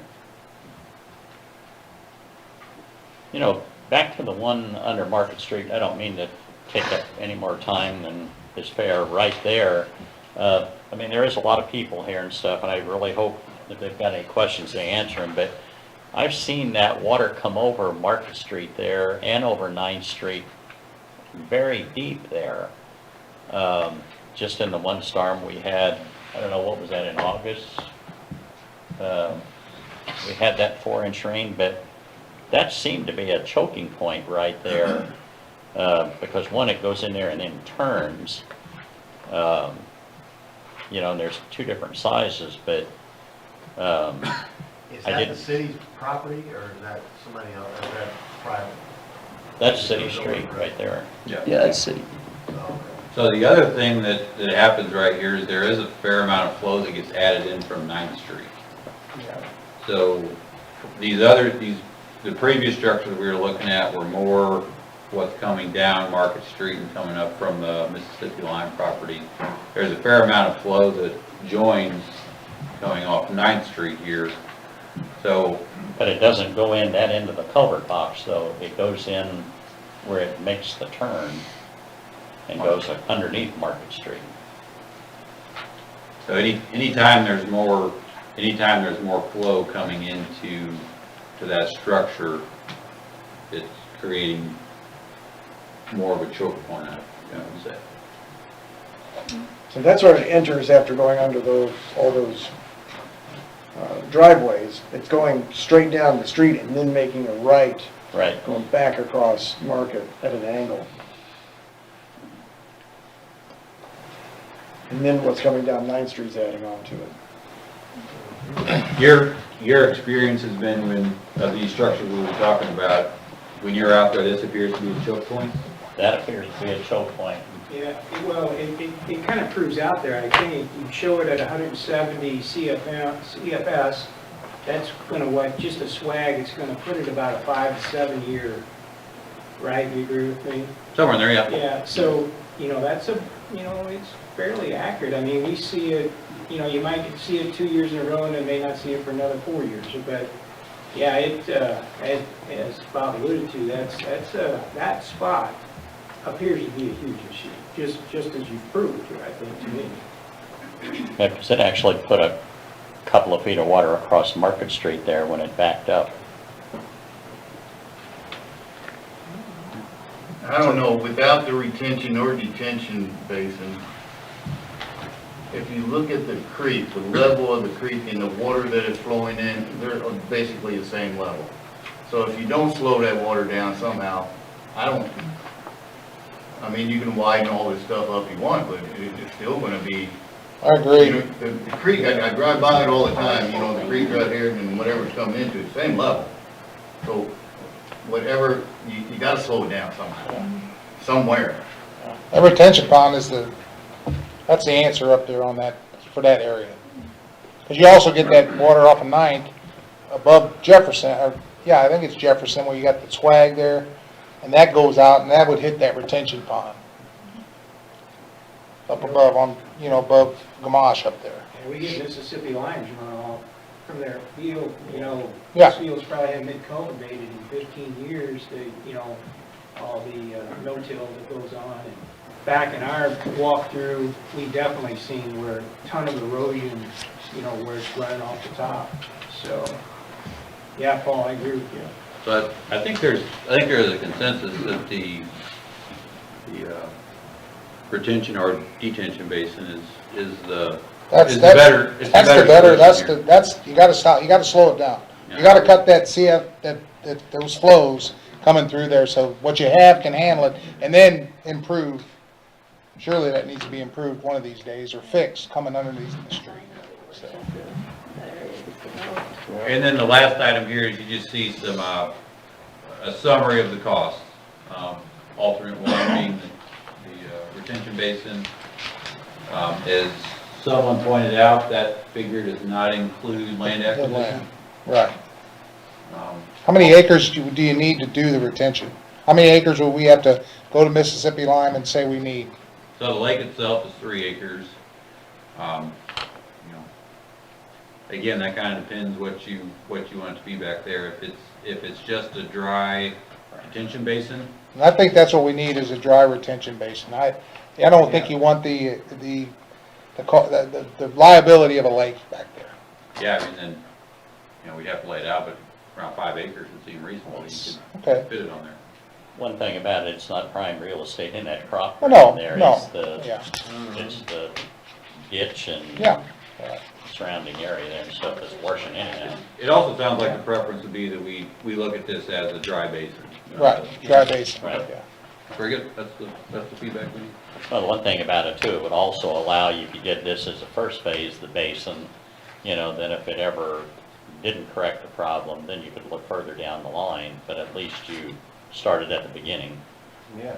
I think that'll correct your problem. I think that'll help tremendously in that area. And the biggest thing is, though, too, is that it's something that the city could potentially do versus the, you know, going on to private property and how we want to set those precedents. Right, absolutely. Because this isn't the only area that we would Yeah. have to honor those precedences, so. Anybody in that area got any more questions or?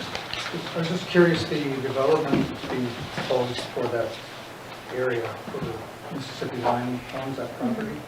Is it a school park or something? It's the child care facility, Child right, care David? facility. Early childhood care. My only comment is when we start. Need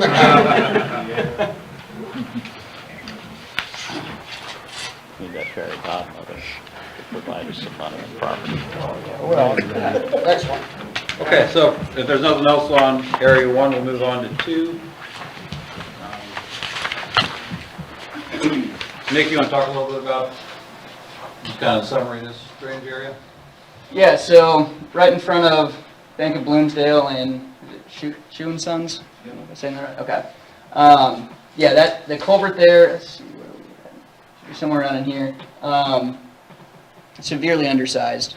The one that goes under the 32? Yeah. The culvert there, and then the one underneath the bank's driveway. We didn't tell you anything you didn't know? Yeah, yeah.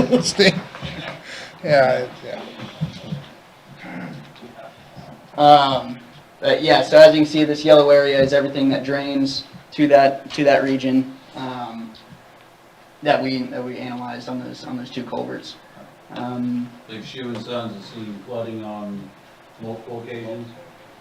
And then it sounds like there has been a few occasions where water's gone over Highway 32 also.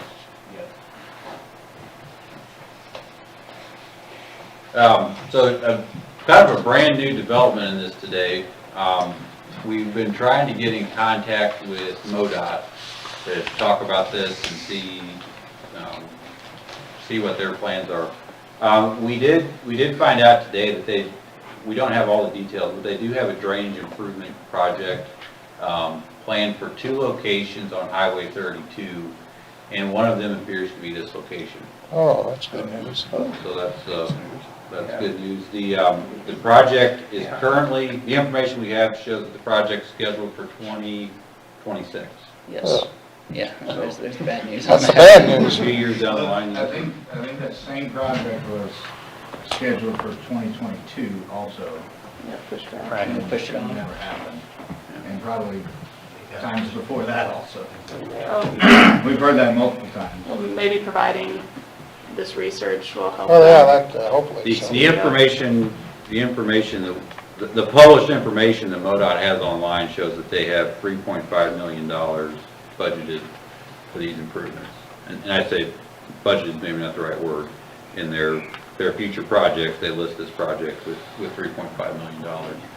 That is in multiple locations along Highway 32. Yeah, it's not just a single box. Some of it was kind of specified at this certain area, some of it was farther to the south on Highway 32.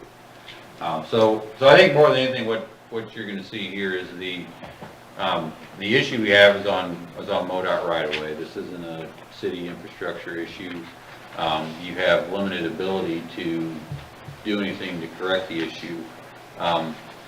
I just heard of what we can do is continue to apply some pressure to MoDOT and share the information we have with them and try to urge this project along. Again, I think it's good news that they do seem to have this project scheduled. Wish it was sooner than 2026, but that's where we're at with it. Well, and with public knowledge, maybe it's potentially holding to that schedule and not risking getting pushed back further, so. What information did you have that it was scheduled for last year? Well, that was, I don't know, it's probably been 2 years ago, at least, Paul, and Yeah, we all walked that whole. And met with MoDOT, there, and we yeah. met with Oakenfoos. Oakenfoos, yeah, Brian. And he said that they were gonna overlay that street in 2022, and that they had scheduled to improve that culvert in that project or whatever. And we just, that's come and gone, and they never even overlaid the street. They're gonna be doing that now, I though. think that's scheduled for this year. That's scheduled for this year, so. At least from what I could see online, it looked like that was going first, and then 3 years Well, later. we did, we talked about it. We approved it. We approved it. Culvert before they overlaid the street. I would think so. Yeah. It's not how So they work. both of those culverts are MoDOT's? Well, one's the bank, right? Yes, and it was on what their options were on what they end up doing to remedy would kind of be bouncing off the next one, because they're both the same size. So here in the yellow is the two storm sewers. They're both 3 foot by 5 foot wide. So they both handle the same flow and the same slopes coming through. But yes, just the one across the street would be considered MoDOT's. Here is the pooling, a big issue there with the 90-degree. Shoe and Sons here sits below the street or below the highway. That's why it experiences the flooding first before the road, and I think that was why MoDOT had been pushing it off, because the road hadn't been flooding as much. But both of those culverts can only handle about 70 CFS. And as you can see, the 2-year flow to that area is 87 CFS. So it fails a very common storm. So what you're going to see on those culverts is they'll begin to back up at very low flows. Now there is the ditches do provide a little bit of storage there, so I think we're showing that we overtop the road around 120 CFS.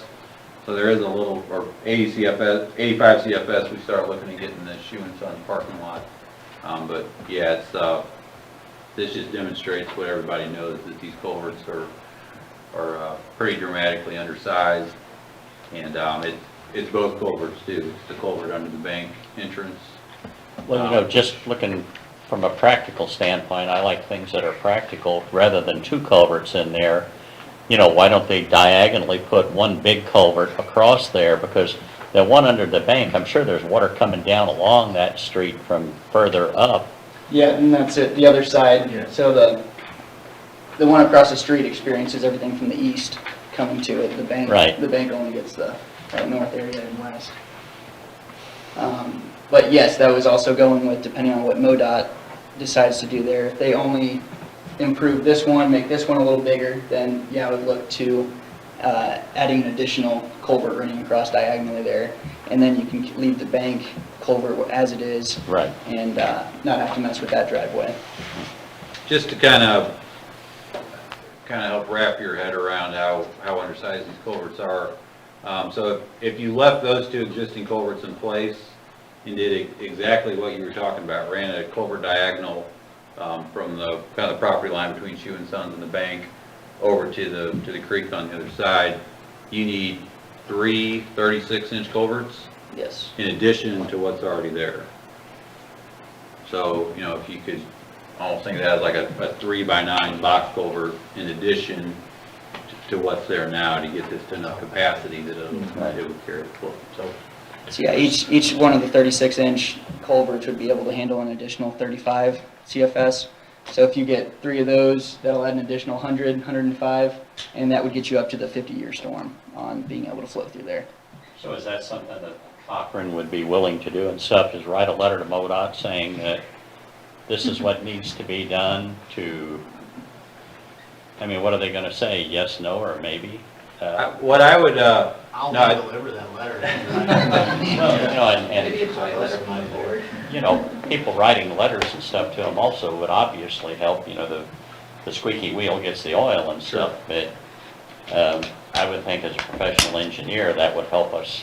I think that's the way we can assist the city here, trying to stay in contact with MoDOT. One of the first things I want to do is they've developed some budgetary numbers. They have some level of planning done. I'd like to understand what their plans are. Continue to talk with them and try to do what we can to work on the schedule. Right, well, if nothing else, just reach out to them and ask them, you know, what are you guys thinking here and stuff, and we've assessed this area for the city.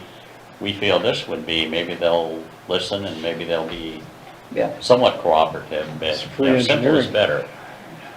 But fixing the problem is the ultimate. So this is just some stats on this culvert.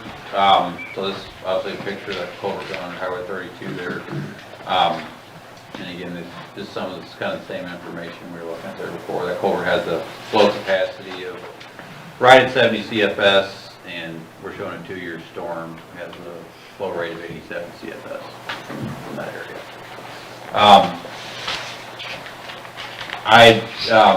Please don't compare this cost information to the numbers we said MoDOT. We said MoDOT's got 3.5 million listed.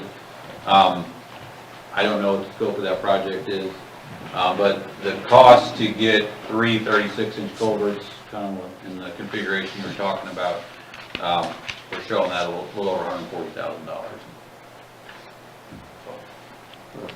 Doesn't square handle more water than round? You just got to add more round. Yeah, so a 3x3 box will carry more water than a 3-foot diameter round pipe. Yeah, and this is going to come down to what MoDOT wants to use for their standard sections. Likely would be more of a box type section. But just kind of give some information here. The pricing for a box will be. This culvert right here actually has a sewer main or something running right through the middle of it too, on the other side, doesn't it? Yeah, somewhere through there. It's on the other side of the highway, I think, from this picture. Yeah, on the downstream. Which cuts down the flow. I'm sure he can. Sure. Did you do drawings or anything to support the slide deck, or no? Are these just based off notes that you've taken, or how did we arrive at this? What, at my numbers here, or? Yeah, like I'm wondering what engineering do we own? Like if we go back to MoDOT and say, hey, we've already done a portion of the engineering for you, so you can subtract that from your $3.5 million budget and entice them to work with us. So, yeah, any design so I guess I would say from a plan preparation standpoint, we've done minimal. Okay. We have a drawing very similar to this that shows 3 pipes cutting across Highway 32 at a 45-degree angle. Okay. I understand your goal there. I think MoDOT's going to want to own whatever design is done would be theirs or their selected consultant. I mean, they have their own people to do stuff like that. I wouldn't want to tell them what to do. No, I was just hoping there was a synergy there, though. that This might strikes get- me as a project their in-house engineers would Yeah. be doing the design. They might put one in 5 times bigger and stuff, and bigger is better. And one of the things that we asked and talked about was downstream at 61, that culvert can take the extra water. So it's not like you're gonna then create another problem downstream. It'll be able to keep flowing through there. That's anything we're always looking at when we free up the bottleneck. Well, now there's more water getting to the next structure, and what did we just cause to happen there? So we try to trace this downstream as far as reasonable and make sure we just haven't moved the problem for you. So there again, from that culvert on down, you don't see a problem with the size of the channel? or- Correct. That pretty quickly, after that open channel, goes, am I in the right run? That goes back into a box? Goes into a box underneath the Underneath business. 61 and then it's I believe it's a 6 foot by 6 foot box culvert. Big box. Goes Yeah. under there. And it's just a deeper channel in general, so it just has the ability to carry more water. Well, if there's nothing else on drainage area 2, we can go to drainage area 3. Looking at international subdivision. In general, this is just kind of a flat neighborhood that doesn't have storm sewer. That's probably the best way to describe it.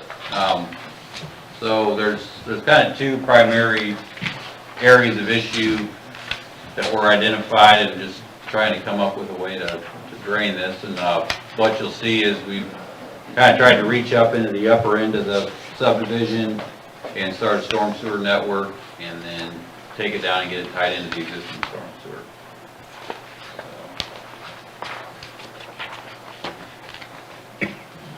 That's just kind of a pretty simple schematic of what we'd be looking at doing. The yellow line represents storm sewer piping structures, curb inlets and area inlets. Let's see, we're starting, what street are we starting on the? Scott Street up here. It's Scott Street up there where we start. There's an existing culvert under the road, existing box culvert. Kind of a little bit of an odd configuration. It's almost more like a box culvert was put in and laid on top of the ground, and the road was built up over it. The house just to the left where that system starts, very prone to having stormwater ponding and backups going towards the house there. But what you're seeing here is a storm sewer network starts off as 30-inch pipe on the upper end, and then by the lower end we're 42-inch pipe, and that would dump into the existing storm sewer down Glen Drive. You said there was an issue where it starts on Scott Street with that. Yes, so how that box culvert is initially sitting, or currently sitting, it's a very flat, yeah. So right here, it's actually lower on the inlet side, so it has to actually pool up here in the one end before it can actually flow across. So that one would need to be entirely replaced there with a new area inlet with a new, I put it in as a pipe to go through, just to keep everything same material. But actually both places where it crosses the 2 streets have similar characteristics, where it is very flat, if not a negative slope, to where it has to pull up before it can run it across. And on the left, you're seeing a picture of that first culvert there at Scott Street, and then the picture on the right, the remainder of the subdivision is just drained through kind of low spots through the yards, like what you see here. Total project cost for that project, we've got right at $311,000. One thing I do want to point out is this area is so flat that to really get good confirmation on this project, to confirm that project cost, at some point, definitely for the design, but to get good solid pricing, we need a topographic survey done. There's just so little fall from one end of this to the other. To confirm that we can do this with the layout we have for the price we're saying. There's only 3 feet of fall from. I think so. Yeah, from up here where we start on the top left down to the lower right. There's only a total of 3 foot fall. That pipe gets real flat over that distance. So we need to make sure there's nothing in the way, no conflicts with sanitary sewers or any other existing utilities. It would cause additional cost to the project. But this would solve the problem you're experiencing. I think there's, in addition to the problems we talked about on Scott Street, I think there's also some ponding on the lower end of this, just north of Lynn Drive.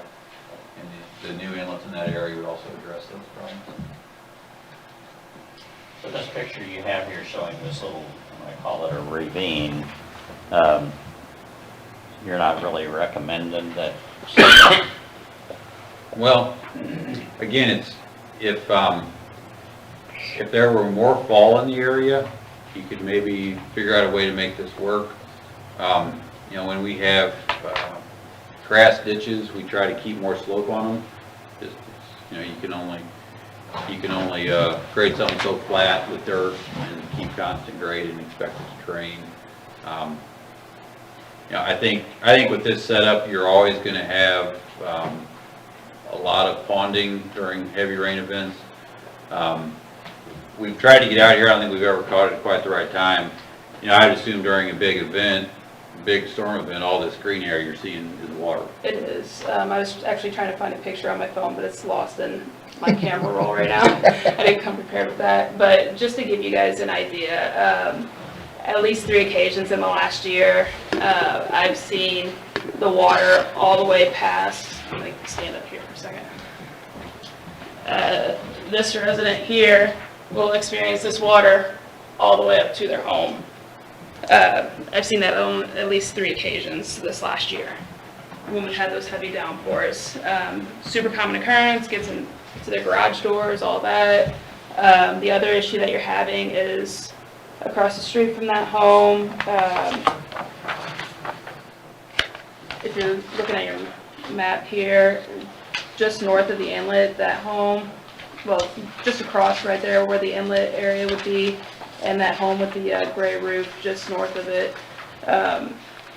their front yards just get, I mean, it's a pond out there for them on those heavy rains that we've been seeing. And they're the ones that approached me to begin this conversation for our neighborhood. So it definitely is an issue, and it's, like you said, the water's not crossing the road until it's forced to. Yeah, that's exactly right. So the larger underground pipes will help with that. With any storm sewer design, you're designing to a certain frequency storm. So what that means is if it rains hard enough, you're still going to have problems. But we can reduce how frequently those problems happen, and that's what would be the goal with this project. And yes, all the sizing here for that was based off the 25-year design storm. Did you try to come up with ways to separate that, run the water in different directions, or is there a... That was something we talked about when we had our meeting. We looked at that. It seemed like the grade going the other way doesn't help trying to get that done. And also heading west gets us back to that box culvert at 32. That would just be adding additional flow to that already restricted area. Right. Just so you're aware. No. That is, so that's all. That's what we have for the presentation. So we got some great feedback from you guys. Obviously, we owe you some follow-up information from tonight on this, and then we owe you a presentation on the remaining two drainage areas. But is there any other questions, comments, feedback? I certainly want to hear from you. I got just one real quick, and this goes back to drainage area 1. I was kind of surprised following on down this creek before it hits South Gabourey Creek and stuff. You know, we've got this little culvert box thing there that's just a dam in the road, but did you not address that, or? Where's that? It's right there by the railroad trestle. So if you go down 7th Street, it's to the left. Yeah. Where Make the- a right on where South the water there, main yeah. goes through, yeah. Where are we looking at? Yeah, it seemed like there was maybe a couple, Yeah, it's like down. It's right back in there. Yeah, so you're coming up here and then down. Yeah, it's right there by the railroad trestle. There's a little Culvert. culvert box or a road that goes under the trestle that, we looked at that, and we'll certainly look at it again since you brought it up. But my recollection is that's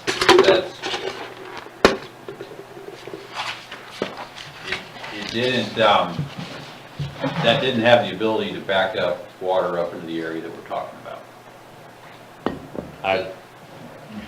well, I think there's some people here that would definitely argue with that, because it has and does. I mean, there's almost no water flow under it at all. It's a dam almost with a little bit of opening. But yeah, you need to look at that. But also in that stream that comes down through there and stuff, there's a lot of crooks and trees and, well, there's a few less trees and brush down there now, thanks to one of the homeowners and stuff. But, you know, straightening that out. I know that the detention pond is a big deal and stuff and would take care of a lot of that, but there's a lot of other areas there and stuff that drain, like 9th Street and stuff, but just seems like that there's not much water flow down through there. But if you haven't looked at that, it's something that needs to be looked at for the second. The, certainly will. The idea, so you brought up earlier the ability to improve that channel. So I would feel much better about being able to widen out the channel and make it bigger. Trying to straighten it and realign it and actually move it, that would be a more challenging permit, I believe. So I think the goal would be to widen the bottom of it out, flatten the slopes out a little bit, and just create a channel that can carry more water in the same place it is now. Yeah, I think you need to go down there and take a look at it, because it, you know, before your next presentation, because it's a snake.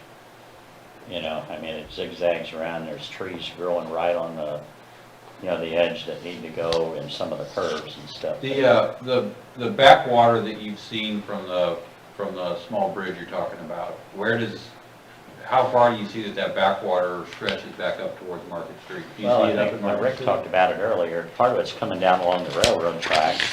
You know, It's in that this flows area under here. there, and then, Water's pumping. You're gonna have two structures in that area. One's gonna be the driveway to, Figgy's house that you'll get across, and then just to the south of that is another structure that would be the water that goes parallel with the railroad that it bumps into.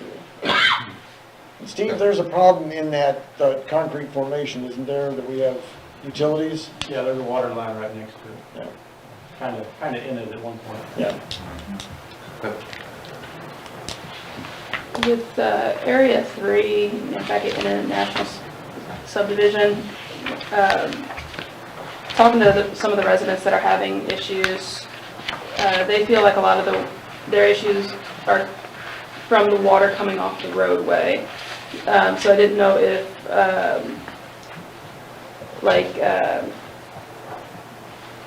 any curbing or something like that along the road, helping to direct the water, if that's, if this inlet were to go into place, if we'd have to do something like that, because sidewalks are hit and miss on a lot of these properties because of how old the neighborhood is.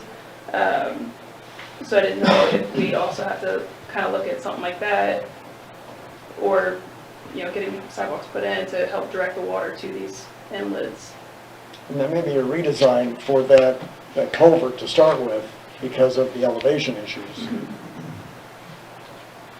But then what you may end up with is you're still ponding in the street. Yeah.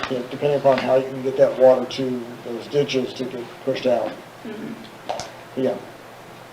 We will certainly look at that. Obviously, adding curb and gutter to the streets adds cost to the project. I could see trying to do some curb and gutter in the select areas where we're crossing Scott Street and where we're, you know, as we move down through the subdivision, as we cross the streets, to try to direct that water into those inlets, and that is at the low areas, so that's where the water, you know, there's more water, the water's. Well, and another issue was, I have a resident on Austin whose driveway slopes pretty significantly down into their garage, and then they've got a lot of water that seems to come off. I went up there during a heavy storm one day, and it seems like a lot of the water from the road gets into their front yard, so their front yard's actually eroding just a little bit, because their front yard slopes towards the home, and then their driveway slopes significantly towards the garage, so they're getting a lot of water from the roadway down their driveway into their garage and all that stuff, and then their yard is just kind of eroding on the sides and stuff as that water trickles down, and it's actually right in the catches, like right here where your yellow line is for the hillside. Okay. That's gonna take a redesign of that street, Okay. because it splits in half. On the east side, it's running down to Lynn Avenue, but in that section, it gathers in front of that yard, and then it works its way down to the ditch that goes. Because their driveway is kind of like the first opportunity for water to, well, in their yard is the first opportunity for the water going in that direction to drop off It's the the road. only opportunity, because they've curbed it also back a ways. So putting a curb there, I don't think the residents would want the curb to go in because of the angle issue when you crest that and then try to get in the driveway. And that would just create more ponding in the street, but it would keep it from running into the They're yard. open to solutions. Yeah. But, And I think it's gonna be a redesign of that street. okay. This, in the international subdivision, you've got these 3 lengths of culvert pipe, this 1,140 feet. Can you show us on the map, in area 3, where all that in? So we start off with 30-inch pipe. Is that what you're talking about, where those are? Okay. So we start off with 30-inch all the way down to this inlet here, and then there's more flow coming into this area here, so we had to upgrade it to a 36-inch pipe to handle those flows. And then once we get across the street, we'll switch to a 42-inch pipe. So basically it goes the whole length of your yellow line. Yes, that yellow line represents pipe. Yeah. Right. And you don't have to do that, but that's just one of the things that we've looked at, Right. trying to regulate that water. But you're saying then that only takes 9 inlets then in that whole area to get all of the water in there?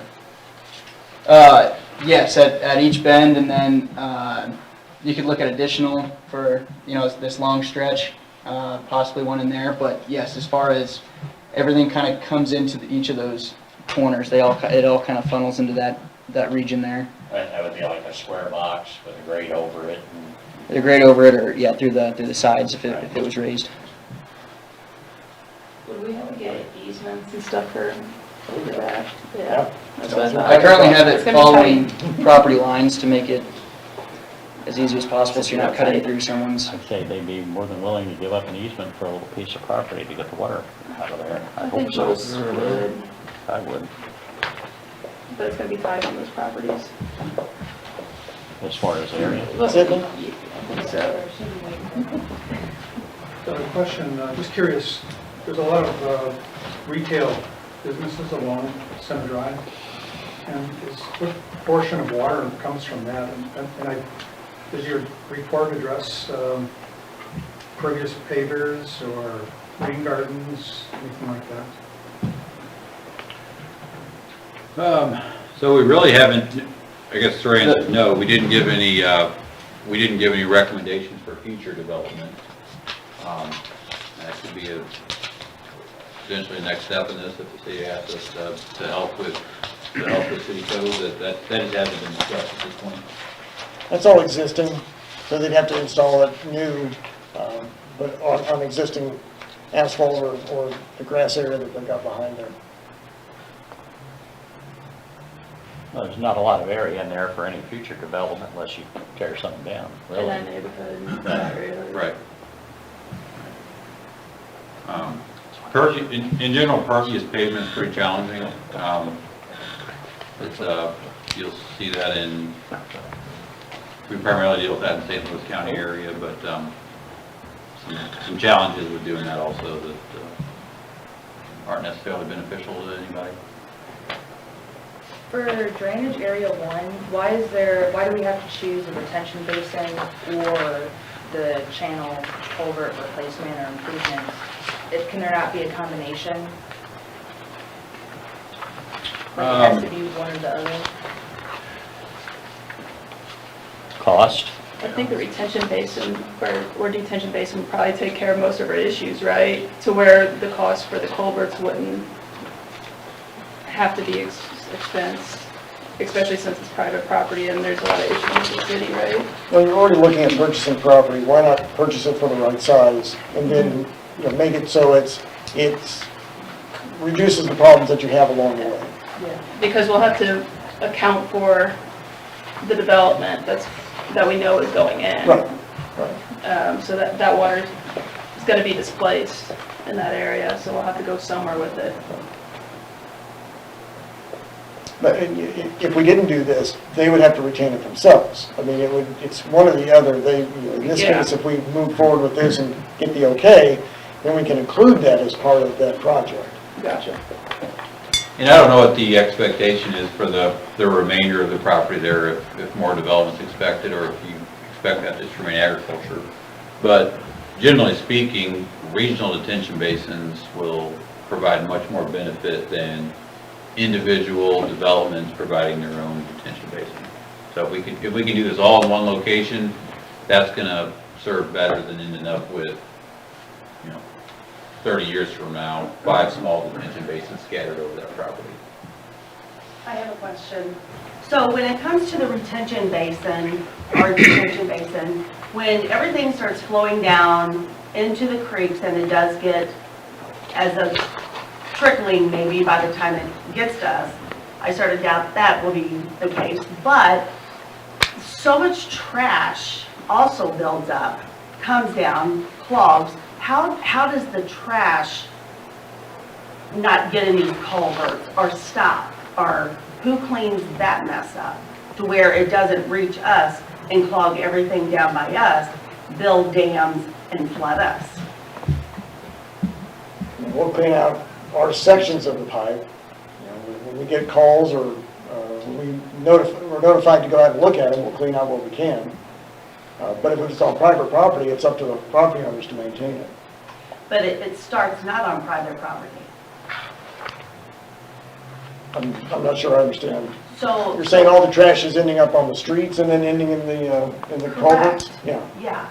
So, I mean, I don't think that should be our problem as property owners to have to clean, but the trash coming down to us and basically causing dams and flooding our area. So the retention basin isn't going to help that, which I totally get that and I do understand all that. I think it's great. But I still believe, or trying to figure out, how do we take care of the garbage and the trash that will come down into the basins and stop clogging or keep clogging, and it just keeps coming down through the snake area and winds up on our property, even though you're saying it's our property, it's personal property, which is true, but how can it stop before it gets to us? How come it's not cleaned up more? How come the streets aren't cleaned up more to where it stops before it begins? The trash. I mean, we do street sweeping, but the trash part, I'm unaware that we've had that kind of an issue. And I'm surprised it doesn't just keep working its way down to the creek itself. Well, a lot of it's coming out of this brushy area right below this detention basin. If you walk up through there, I mean, there's stuff that's kind of a ditch all the way up through there. There's stuff ends up in there from places alongside it, but a lot of it's natural stuff too. It's tree limbs, it's leaves, it's trees that fall down. Because they're all the way down here on this this opposite end down here, and they're catching everything from everywhere up there, but I mean, if we end up cleaning our area a little bit more and making it smoother, is it still just ending up in their yard? I mean, if you're talking brush and that's what's catching it. and the right, trees and- a lot of that's coming out of this brushy area, you know, from this whole detention area all the way down to Market Street. There is a lot of natural brush, but there's other stuff in there too that, So I think that's outside what we're talking about tonight. That's something else we're gonna have to look at, and I have no idea on a solution on that. That's not something I've bumped into, that's causing a major problem. It is a problem, but overall, that's not been an issue brought forth before, and I'm not sure how we would control it. So. we'll have to That's look on at that private separately. property as well, isn't it? Right. right. Does Cochran have an estimated time frame on any revisions that you will be coming back to St. John and letting us know from what we talked about tonight? It can certainly be pretty quick. I'd like to talk with Happy and see when you'd like it to be back. A month, 2 months, or a week? A month would be more than reasonable.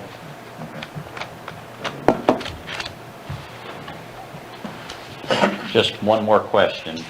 This whole 3-acre area up here, this black line, that's the water level or the water? No, so that would be the top of the dam. That'd be the top of the dam? Okay. Yes.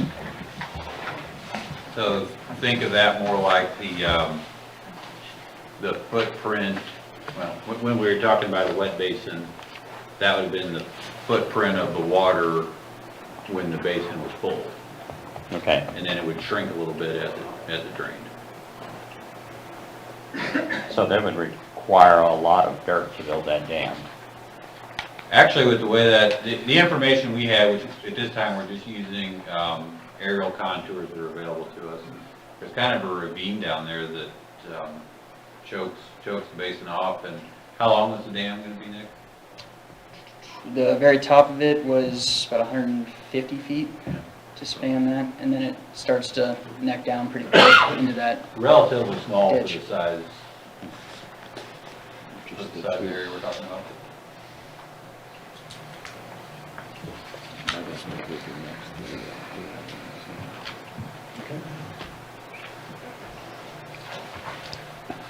I think that covers it. Any other questions? Thank you very much. Thank you all. Thank you. Thank you. You're saying you just totaled each one. That's what you closed.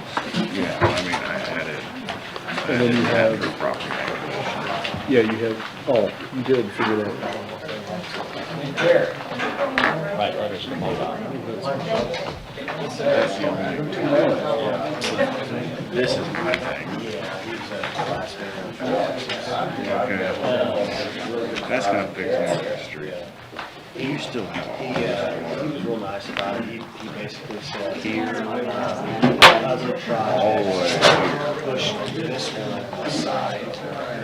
One with no ability to pull another detention. here. Where are you gonna put a detention? Yeah, you can. We're going to get started with our final agenda item, our, Yeah, true. Happy? Happy you got to take control, son. I thought you were running the meeting. No, that's your meeting. My meeting. We've been done. Yeah, we've been done. Microphones are on. That's okay. No, it's good stuff. No. These people have been waiting a long time. They're foot on the gas. You have to go to the bathroom?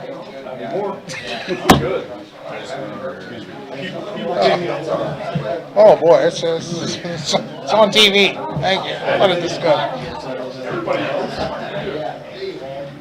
Just lost Joe. Where's Joe go? That's all right. We can start without him. So one of the issues that's come before the board, and I sent them to their aldermen to talk about, is an erosion problem behind Stony Brook. I'd like to give you the bigger maps to show you kind of where the lots are in relation to the subdivision. Yeah. We got two folks here that are here to talk to you about this. This is outside of an area that is not dedicated to the city. It's not city's property. I just want to get our numbers. I'm sorry, go ahead. No. But they're asking for some assistance because it's eroding behind their houses, water that's, falling down, hitting the roads, streets, going into stormwater, coming across yards and working its way towards the Valley Springs Creek that ends up in Valley Springs Park. It goes in that sinkhole. So, gentlemen, if you want to introduce yourselves and... I'm Mike Cohn. Bob Weiler. I live in section 63, and Bob's in 62.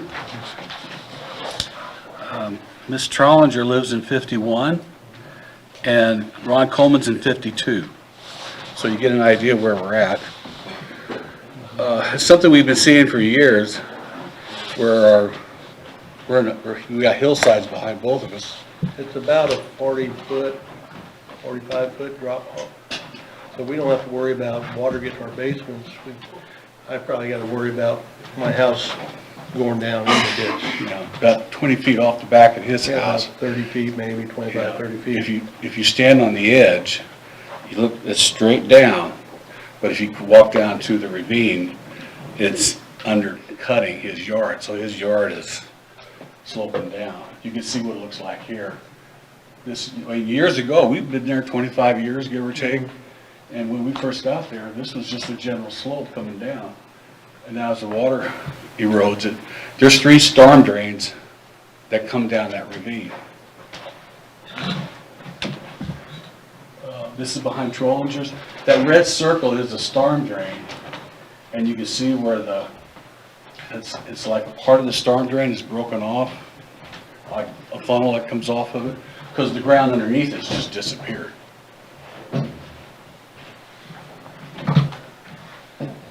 That white line is a 6-foot ruler, and to give you an idea of the scope, what we're looking at. This is behind Bob's yard. And again, I mean, this used to be just a general slope to coming down, and his ground's disappearing. And that's just a long view of looking down the ravine. You can see how it's just cutting away.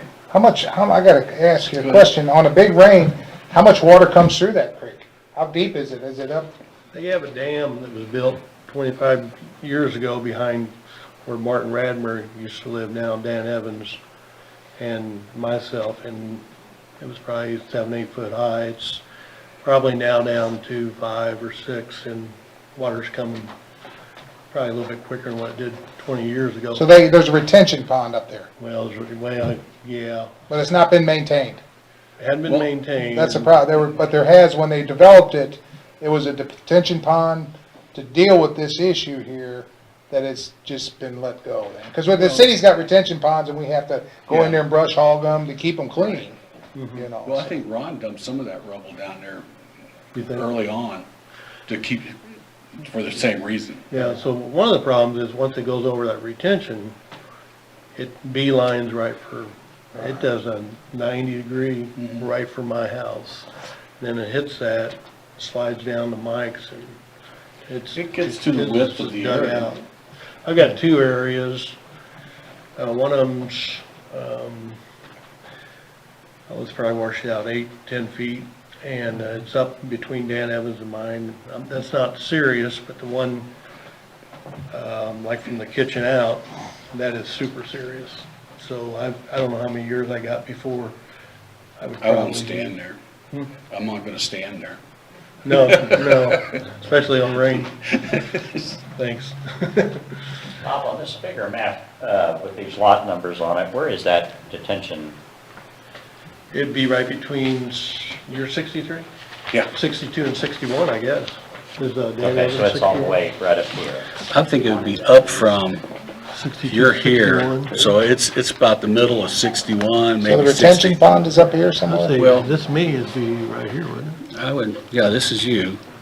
I would put that area right here. And like I said, it's just rubble I don't think the intent was to make a retention pond. I think it was just to slow it down. I don't think it's retention, I think it's just to. Yeah, it was just to slow it down. Oh, Just okay, slow He it was down. trying to keep Yeah. erosion from happening in his yard. yeah. So as this upper part washes down, does it fill in back of there, or is it washing over the top? Slow it down. It's washing over top, but I think over the years it may have filled in a little bit. But if it's filling in a little bit behind them, that means it's probably eroding the neighbors to our east as well. But I'm not sure, I didn't. I do know that the neighbors that have lot 55 and 54 have the same issue as well. A couple years ago, they had asked me, and I had brought it to the city's attention, and it was kind of determined, since it was private property, that, well, if you want to put some rock on it, it'd be your responsibility. But they've been having their backyard erode too. That's probably where the storm water comes out. It's at Taylor's. Taylor's. Yeah. And his issue would probably be a lot easier to solve than our issue. Yeah, it's not as deep there because it's just the beginning of it. Do you have photos from the back of your house by chance? Is it coming Well, out? that's his house Okay. here. Yeah. Okay, That's Sorry, ours. it's kind of washed out, hard to see. yeah, okay. It's more impressive if you're able to crawl down it. Yeah, if you guys want to look at it, have at it. Yeah. Anytime, just walk in the backyard and be careful. Give you an idea of the size, that's a 5-gallon bucket. But again, you can see how the ground is breaking away from that edge. It looks like it's just sliding down the hill. It's just like, It's a slide. yeah, So how close is that to your house? House is on top. that's the Bob's, and that's ours. So it's like right up against the corner of your house, or you have like 10 feet from Well, the corner, or there I is, can't tell? well, there's a ravine, you can kind of see part of it here, that comes in at a right angle to the larger ravine, and that's where I'm starting to lose area on that one and around that corner. From this point, the house is maybe 30 feet. Yeah. So, but if that tree goes, and this is washed out underneath, this goes, I don't know what's gonna happen. Yeah, a lot of trees in that area were some large oaks, and they're dying because Yeah. the roots are getting washed out. That's it, end of the show. So the elevation from like Stony Brook or Riverwood, those are fairly flat streets. I mean, how much difference did you say it was to the bottom of that ravine now? To the top, No, from the level of the street down Oh. to the bottom of the ravine, say at lot 62, how, Man, I mean, I'd have to guess, I mean, it's just 50 to 100, I'd be guessing. say 75. They're long hills. right. But when that was developed back there, that was always a pretty steep area then. But surely you couldn't have washed out 50 feet. No, it's always been hilly, but the Right. hills originally were like this, and now they're coming down a little bit, and then they break off. Right. And they break off, and what was maybe a 2 or 3 foot trench when we moved in, now it's 4 to 6 feet. When we get heavy rains, that water from up east, it comes over and it's moving. I mean, you could And I have a pretty don't good know- canoe trip. I don't know how that storm water is set up, but I think probably the majority of the subdivision comes our way, because it's flat on the east side of it, because it's just a field behind those other houses. And it goes uphill going to the end, where You're hers saying actually. there's more water than just this cul-de-sac on Riverwood up to this, Yeah, it's more whatever than, this little yeah, it's lane more is than here back us. to this other cul-de-sac. It's more water going down through there than just that. Yeah, it's more than just our cul-de-sac. It's a cul-de-sac across from us, and it's probably a street, at least one street up to the end. I don't know where else, I can't see them going on Valley Springs Street, for example, that goes all the way to the end. I can't see them having a storm drain that runs out anywhere but in ours, because it would have to go on their houses and come out the hillside where we call them the big dollar houses are. I do know that. Not to be negative, but that's, So Right. we're talking about. everything kind of runs down towards us. But this lot, like 47, 48, I'm not, I mean, Yeah. I'm kind of familiar with it. Those all pitch off the hill then. Yeah, yeah, but I think those storm drains may go off that hill, I don't know. Right. But I think the ones from 66 through 72, they can't drain out behind them. It has to go down to our end. I'm guessing, I'm not an engineer. Right. Steve, do you know where those storm drains go? The ones on Stony Brook do run all the way towards the end. If the ones on Riverview, some of them go off back, I believe it's Trailingers. The ones further down Riverwoods Trail, they go off down towards 61 off the Big Hill. Okay. So they do to some extent go different directions. Yeah. And Valley Spring Trail itself runs all the way down towards the entrance and then just. Yeah. I do know that there's storm drains in between, like, the backyards of the houses, like that are between Valley Spring and Riverwoods. Do we know where those would empty out at? Because, like, my brother lives at, like, I think it's 1137 or so, and their backyard, there's storm drain back there. We think they run probably in right there by grass. I don't know how they're controlled. I mean, there's a storm drain on Meadowbrook, right in the middle there. And there's a couple along the street. There's one in our cul-de-sac. And I don't know how they're controlled. They used to flood in our cul-de-sac years ago because a car got flooded. It got into the trunk and the bottom of the car. And something changed after that incident that it doesn't do that no more. So I don't know if something's changed the way if there's a valve somewhere in this, I don't know. You know, I would think in the engineering of this subdivision initially, there was a plan that showed all of that. I wonder, do we not have any of that? We couldn't find the stormwater control plan, or the preliminary plans of the subdivision. I don't know where they did it. I wonder if the family that did that would have any of that, or have you tried to contact them? No, we didn't. I mean, it would be, I think Gerald Troutman was the developer. Right. Ron Armbruster was part of that. But I don't know who did all that work. I think somebody might have a. Thank you. Sounds like there was some incomplete engineering there. Well, kind of thinking that. St. Genevieve, you just dump it down the hill. What you have to keep in mind is that this was developed 40 years ago, when we were getting expected rains. And in the last 10, 15 years, we've started getting these event rains. Nothing was, it's the same as this other stuff that we're experiencing. Right. Nothing was engineered for that. And I guess our question is, if you can help us do something about it, not immediately, but in your planning that you're obviously doing. And if you can't, then what we can do for ourselves, what we're allowed to do. And now, I don't expect an answer. I don't know.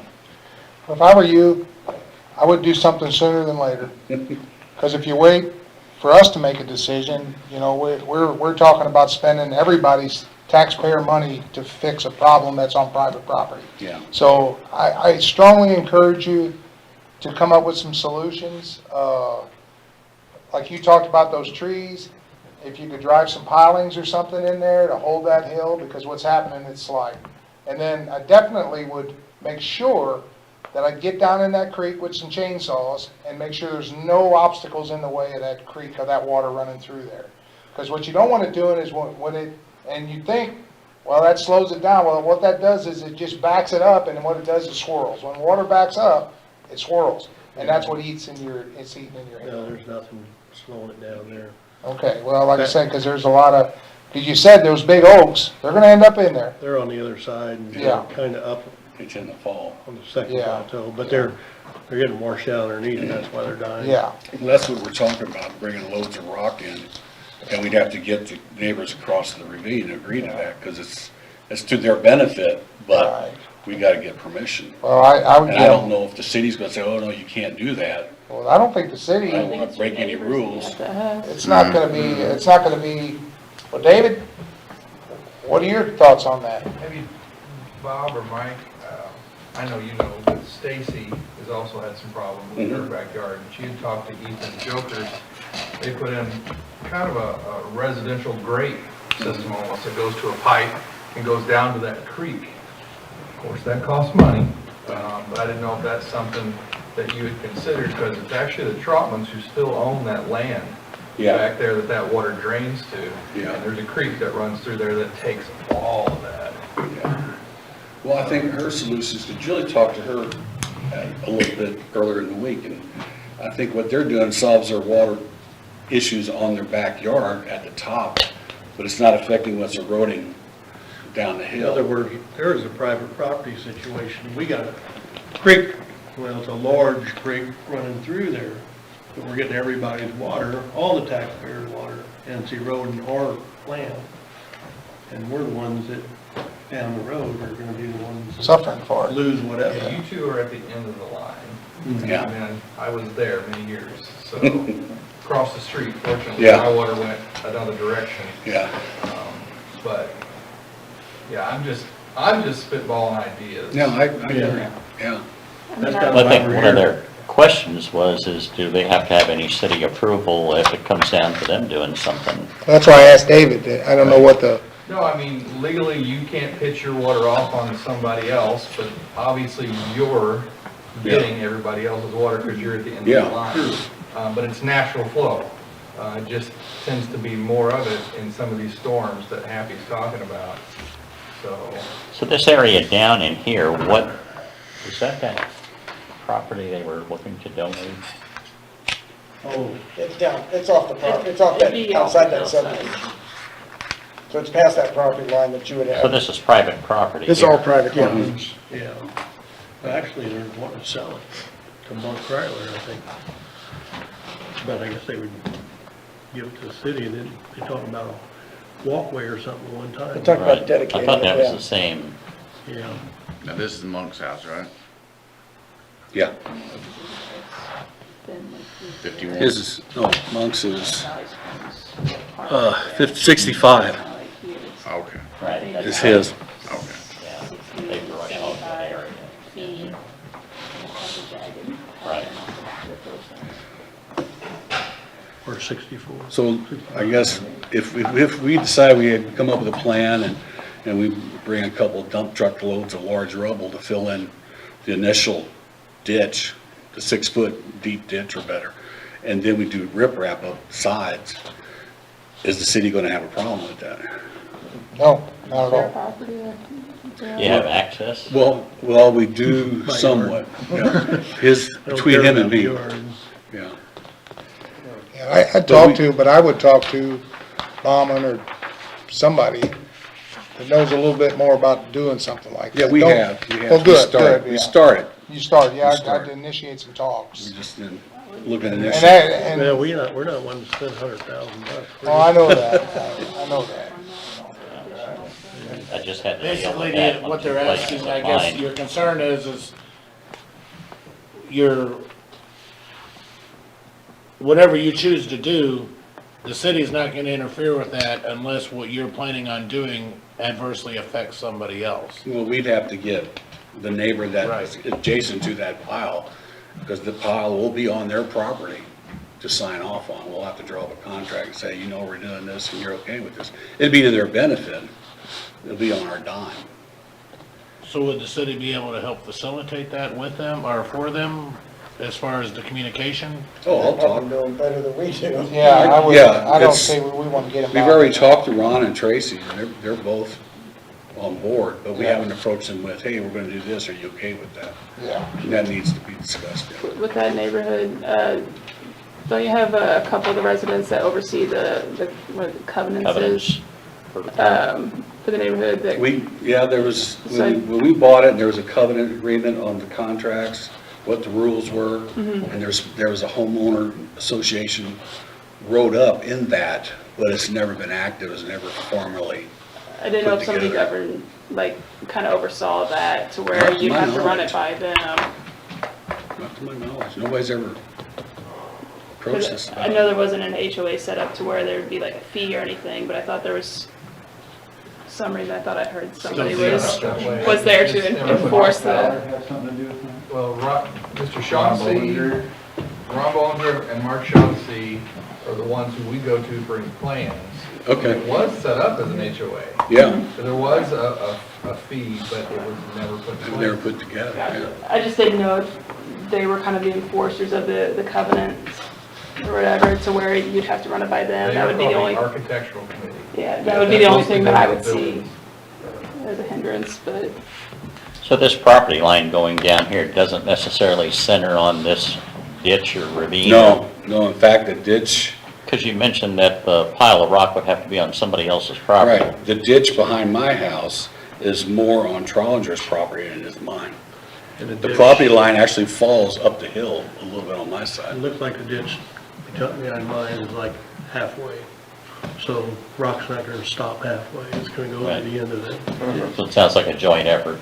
Yeah, But, you know, to hold that rock and hold my hillside, it's probably gonna move that water a little bit to the north. On somebody else. But he does have more leeway. It's behind his house, it's not gonna affect his house. And I don't know what it's gonna do down the stream.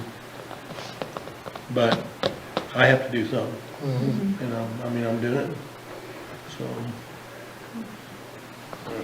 I mean, I wouldn't know where to begin as far as what to suggest from the city standpoint without a study like we've been doing, but I don't know when we'd be able to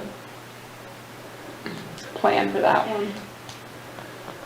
And how much it would help, because it is private property. Again, I mean, it's kind of the similar conversations that we were having with the culvert option. We had this conversation with the guy that owned where the subway is, his hillside. And we told him, well, we can't do nothing. Yeah. I mean, there's nothing we can really do, so. Yeah, I wouldn't know what to begin to suggest on that, but I wouldn't hold, I mean, I wouldn't stand in your way. awkward silence. Yeah, it's, Now, I guess it's terrible, but now you see why you really need a HOA and all that. Yeah. It should have been from the get-go, and it was all about in the development stages, and here we are, 25, 30 years down the line, and we got a problem. And if you had an active, something where everybody could share, then you don't have it. You just don't have it, and that's why they have HOAs. So. Yeah. Okay, well, thank you. All right. Appreciate your All right, time. no problem. Thank you. Thank you, guys. Happy, anything else? thank you. Adjourn. Thank you. Thank you all. Are we done? What kind of religion there?